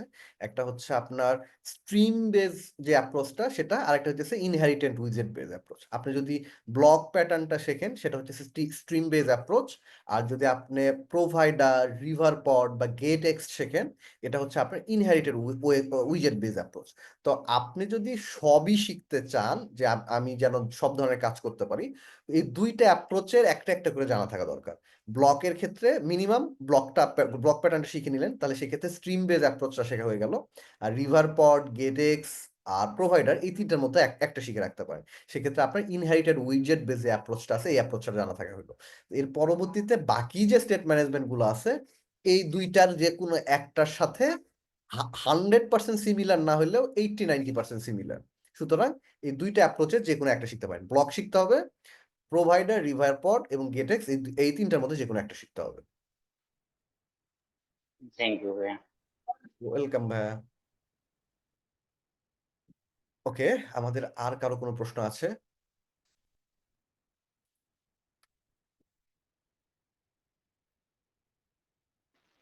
আসসালামু আলাইকুম ভাইয়া। কন্টিনিউ। ওয়ালাইকুম আসসালাম ভাইয়া। ভাইয়া আমি একজন বিগিনার হিসেবে আস্ক করতে চাচ্ছিলাম যে আমরা যখন বিভিন্ন এপিআই কল করি হুম, ওখানে হয়তো সবসময় সুন্দরভাবে ডকুমেন্টেশনটা দেওয়া থাকে না, হুম। তো এই জিনিসটা অ্যাকচুয়ালি ইমপ্লিমেন্ট করে ভালো কিভাবে হবে? মানে এপিআই এর ডকুমেন্টেশনটা ঠিকঠাক থাকে না, নাকি আপনি যেভাবে ইমপ্লিমেন্ট করতেছেন সেটার ডকুমেন্টেশন থাকে না? এপিআই এর মানে ভালোভাবে সবসময় বুঝতে পারি না যে অ্যাকচুয়ালি কিভাবে ইমপ্লিমেন্ট করানোর চেষ্টা হচ্ছে। আচ্ছা, এই ক্ষেত্রে ল্যাক বা যেটার বলতেছেন যে আপনার সমস্যা, এই সমস্যাটা আপনার এন্ডে না। এই সমস্যা হচ্ছে যিনি আপনাকে এপিআই প্রোভাইড করতেছে তার সমস্যা। প্রত্যেকটা এপিআই এর প্রপার ডকুমেন্টেশন থাকতে হবে। আর এখন আপনি যদি কোনো কোম্পানিতে কাজ করেন বা কোনো টিমের সাথে কোলাবোরেট করে কাজ করেন, সেক্ষেত্রে ওনারা যদি প্রপার ডকুমেন্টেশন প্রোভাইড না করে আপনাকে আস্ক করতে হবে যে ভাইয়া একটা প্রপার ডকুমেন্টেশন প্রোভাইড করেন। এবং ওনারা যদি ডকুমেন্টেশন প্রোভাইড করতে না পারে, সেক্ষেত্রে আপনি কোনো একটা এপিআই ক্লায়েন্ট ব্যবহার করতে পারেন, যে ক্লায়েন্টটা আসলে সব ধরনের সিনারিওর জন্য আপনাকে রেসপন্স জেনারেট করে দেবে। যেমন পোস্টম্যানে ব্যাপারটা করা ডিফিকাল্ট, আপনি আপনার ব্যাকএন্ড টিমকে রিকোয়েস্ট করতে পারেন সোয়াগার নামে একটা ক্লায়েন্ট আছে, এই ক্লায়েন্টটা যদি আপনাকে ইন্টিগ্রেট করে দেয়, সেই ক্ষেত্রে আপনি সোয়াগার ইউজ করে ডকুমেন্টেশন গুলো লিখে নিতে পারেন। সোয়াগারে আপনাকে প্রত্যেকটা এপিআই এর জন্য অটো জেনারেট করে দেয় যে রিকোয়েস্ট ইউআরএলটা কি, রিকোয়েস্টে যদি সাকসেসফুল হয় 200 রেসপন্স যদি আসে, সেই রেসপন্সটা কেমন তার একটা এক্সাম্পল জেসন থাকে। যদি ফেইল হয়, 404 হয় বা 400 রেঞ্জের কোনো রেসপন্স আসে বা 500 রেঞ্জের কোনো রেসপন্স আসে, সেই রেসপন্সের এক্সাম্পলটা থাকে। অর্থাৎ মোদ্দা কথা হচ্ছে ডকুমেন্টেশন যদি পোর হয়, এটা আমাদের বা ফ্লাটার নিয়ে যারা কাজ করতেছে এদের লায়াবিলিটি না, এটা ব্যাকএন্ড টিম বা যারা আপনাকে এপিআই প্রোভাইড করতেছে তাদের লায়াবিলিটি। থ্যাংক ইউ ভাইয়া। ওয়েলকাম ভাইয়া। How to prevent too many widget junk? Backend, Supabase, on which is better for backend, Supabase or Firebase? আচ্ছা, ব্যাকএন্ড, আচ্ছা ভাইয়া, ব্যাকএন্ড বলতে আমরা হচ্ছে সাধারণত এপিআই বুঝাইতেছি, রেস্ট এপিআই হোক বা অন্য যে কোনো ধরনের এপিআই হোক, এই ধরনের এপিআই বুঝাইতেছি। আমরা সুপারবেস বা ফায়ারবেসকে ব্যাকএন্ড না বলে ক্লাউড সার্ভিস বলতে পারি। আমরা সুপারবেস, ফায়ারবেস তখনই ব্যবহার করি যখন আমরা অ্যাপ ডেভেলপার হিসেবে ব্যাকএন্ড ছাড়া, ব্যাকএন্ড লেস, এই আর্কিটেকচারকে বলা হয় সার্ভারলেস। ওই যে আমরা শুরুতে বলছিলাম না, সিস্টেম আর্কিটেকচার নামে একটা ব্যাপার আছে। তো তো সুপারবেস ফায়ারবেসকে বলা হয় আপনার সার্ভারলেস সিস্টেম আর্কিটেকচার। তো সুতরাং সুপারবেস ফায়ারবেস ব্যাকএন্ড না। তো আহ তো এটা হচ্ছে মনে হয় আমি ক্লিয়ার করতে পারছি যে সুপারবেস ফায়ারবেস কোনো ব্যাকএন্ড না, এটা একটা সার্ভারলেস আর্কিটেকচার বলা হয়, এটা একটা কম্পোনেন্ট। তো এখন বেটার কোনটা সুপারবেস ফায়ারবেসের মধ্যে, এটা আপনার ইউজ কেসের উপর ডিপেন্ড করে। ফায়ারবেস ইজি টু ইন্টিগ্রেট, সুপারবেসের ডকুমেন্টেশন বা সাপোর্ট ফায়ারবেসের মতো ওইভাবে অ্যাভেলেবল না। এটা হচ্ছে ইমপ্লিমেন্টেশনের পার্সপেক্টিভে চিন্তা করলে ফায়ারবেস ইজি ইমপ্লিমেন্ট করার জন্য, সাপোর্টও অ্যাভেলেবল, সাথে অথেন্টিকেশনও পাইতেছেন খুব ইজিলি, এই জন্য ফায়ারবেস বেটার। আর যদি আপনি কস্ট কাটিং এর দিক থেকে চিন্তা করেন, আপনার অ্যাপ্লিকেশন যখন বড় হয়ে যাবে, ফায়ারবেসের বিলটা একটু বেশি আসে সুপারবেসের চাইতে। সুপারবেস আবার আপনি সেলফ হোস্টও করতে পারেন, সেক্ষেত্রে টাকা পয়সার কথা চিন্তা করলে সুপারবেস বেটার। আর যদি ইজি টু ইমপ্লিমেন্টেশনের কথা চিন্তা করেন তাহলে Firebase better.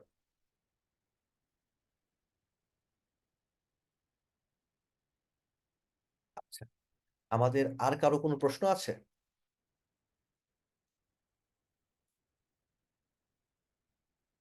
I hope not. আমরা মনে হয় মোটামুটি সবকিছুই কভার করে ফেলতে পারছি। আমাদের আর কোনো কোয়েশ্চেন নেই, এবং আমি রিকোয়েস্ট করব সবাইকে আমাদের ওয়েবসাইটটা খুঁজে আসার জন্য। আপনারা আমাদের ওয়েবসাইটের ওখানে অনেক ধরনের লিংক পাবেন, আমি আমাদের ওয়েবসাইটের ডিটেলসটা আপনাদেরকে দিয়ে দিচ্ছি চ্যাট বক্সে, এবং তাছাড়াও আমাদের ক্যারিয়ার পাথের ডিটেলস আমি দিয়ে দিচ্ছি। এবং আজকের ওয়েবিনারে যদি আপনারা রেকর্ডিং চেয়ে থাকেন, তার জন্য একটা গুগল ফর্ম দিয়ে দিয়েছি। আমাদের সময় স্বল্পতার কারণে আমরা আর কোনো কোয়েশ্চেন নিতে পারছি না, অ্যাপোলোজাইজ ফর দ্যাট।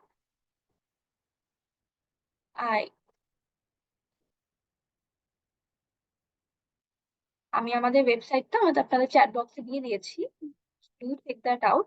এবং আমাদের ক্যারিয়ার পাথের ডিটেলস এর জন্য আপনারা চাইলে আমাদের ওয়েবসাইটে চেক করতে পারেন। এবং আমাদের ওয়েবসাইটে আপনারা দেখবেন আপনাদের জন্য কন্ট্যাক্ট নাম্বার একটা দেওয়া আছে। আপনারা চাইলে আমাদের এক একটা ক্যারিয়ার পাথের জন্য এক একটা হচ্ছে কন্ট্যাক্ট নাম্বার। তো আপনারা যদি আমাদের লিঙ্কটা চেক করেন তাহলে ওখানে আপনারা আমাদের একটা কন্ট্যাক্ট নাম্বার দেখতে পাবেন। আমি কন্ট্যাক্ট নাম্বারটা এখানে দিয়ে দিয়েছি, আপনারা চাইলে ওটাও চেক করতে পারেন। এবং আমাদের ক্যারিয়ার পাথটা নিয়ে যদি আমি আবার একটু বলি, আমাদের ক্যারিয়ার পাথে আপনি basically Flutter app development career path batch 3, এখানে 150-এর উপর প্রি রেকর্ডেড ভিডিওস, 50-এর উপর লাইভ ক্লাসেস, 24টা plus project days, daily support সেশনও পাচ্ছেন। আপনাদের ক্যারিয়ার পাথে কোনো পর্যায়ে কোনো সমস্যা বের হলে আপনারা সাপোর্ট সেশন জয়েন করতে পারেন। এবং তাছাড়াও আপনাদেরকে মক ইন্টারভিউর জন্য প্রিপেয়ার করা হবে এবং রেগুলার অ্যাসাইনমেন্টস তো থাকছে। আমি ডিটেলস দিয়ে দিয়েছি। এবং আই হোপ আমাদের আর যদি কোনো কোয়েশ্চেন না থাকে, নাইমুল ভাইয়া, we can end for now. Thank you so much Naimul ভাইয়া আমাদেরকে এত সুন্দর একটা ওয়েবিনার উপহার দেওয়ার জন্য, এত ইনসাইটফুল এন্ড ইন ডেপথ, এত অনেক ইন্টারঅ্যাক্টিভও ছিল। We are really grateful for that. এত বিজি স্কেজুলের মধ্যেও ভাই আমাদের সাথে যুক্ত হয়ে এত সুন্দর একটা ওয়েবিনার নিয়েছেন। ভাইয়া শোনা যাচ্ছে না আপনাকে? থ্যাংক ইউ আপু, থ্যাংক ইউ এভরিওয়ান। আপনারা মনে হয় গাইডলাইন পেয়ে গেছেন, যাদের যা নেওয়ার দরকার নিয়েছেন। আপনারা আপনাদের মিশন শুরু করে ফেলতে পারেন। Good luck. Thank you so much again ভাই, আপনার পারমিশন থাকলে we can end for now. ওকে, আল্লাহ হাফেজ, সবাই ভালো থাকবেন। আল্লাহ হাফেজ।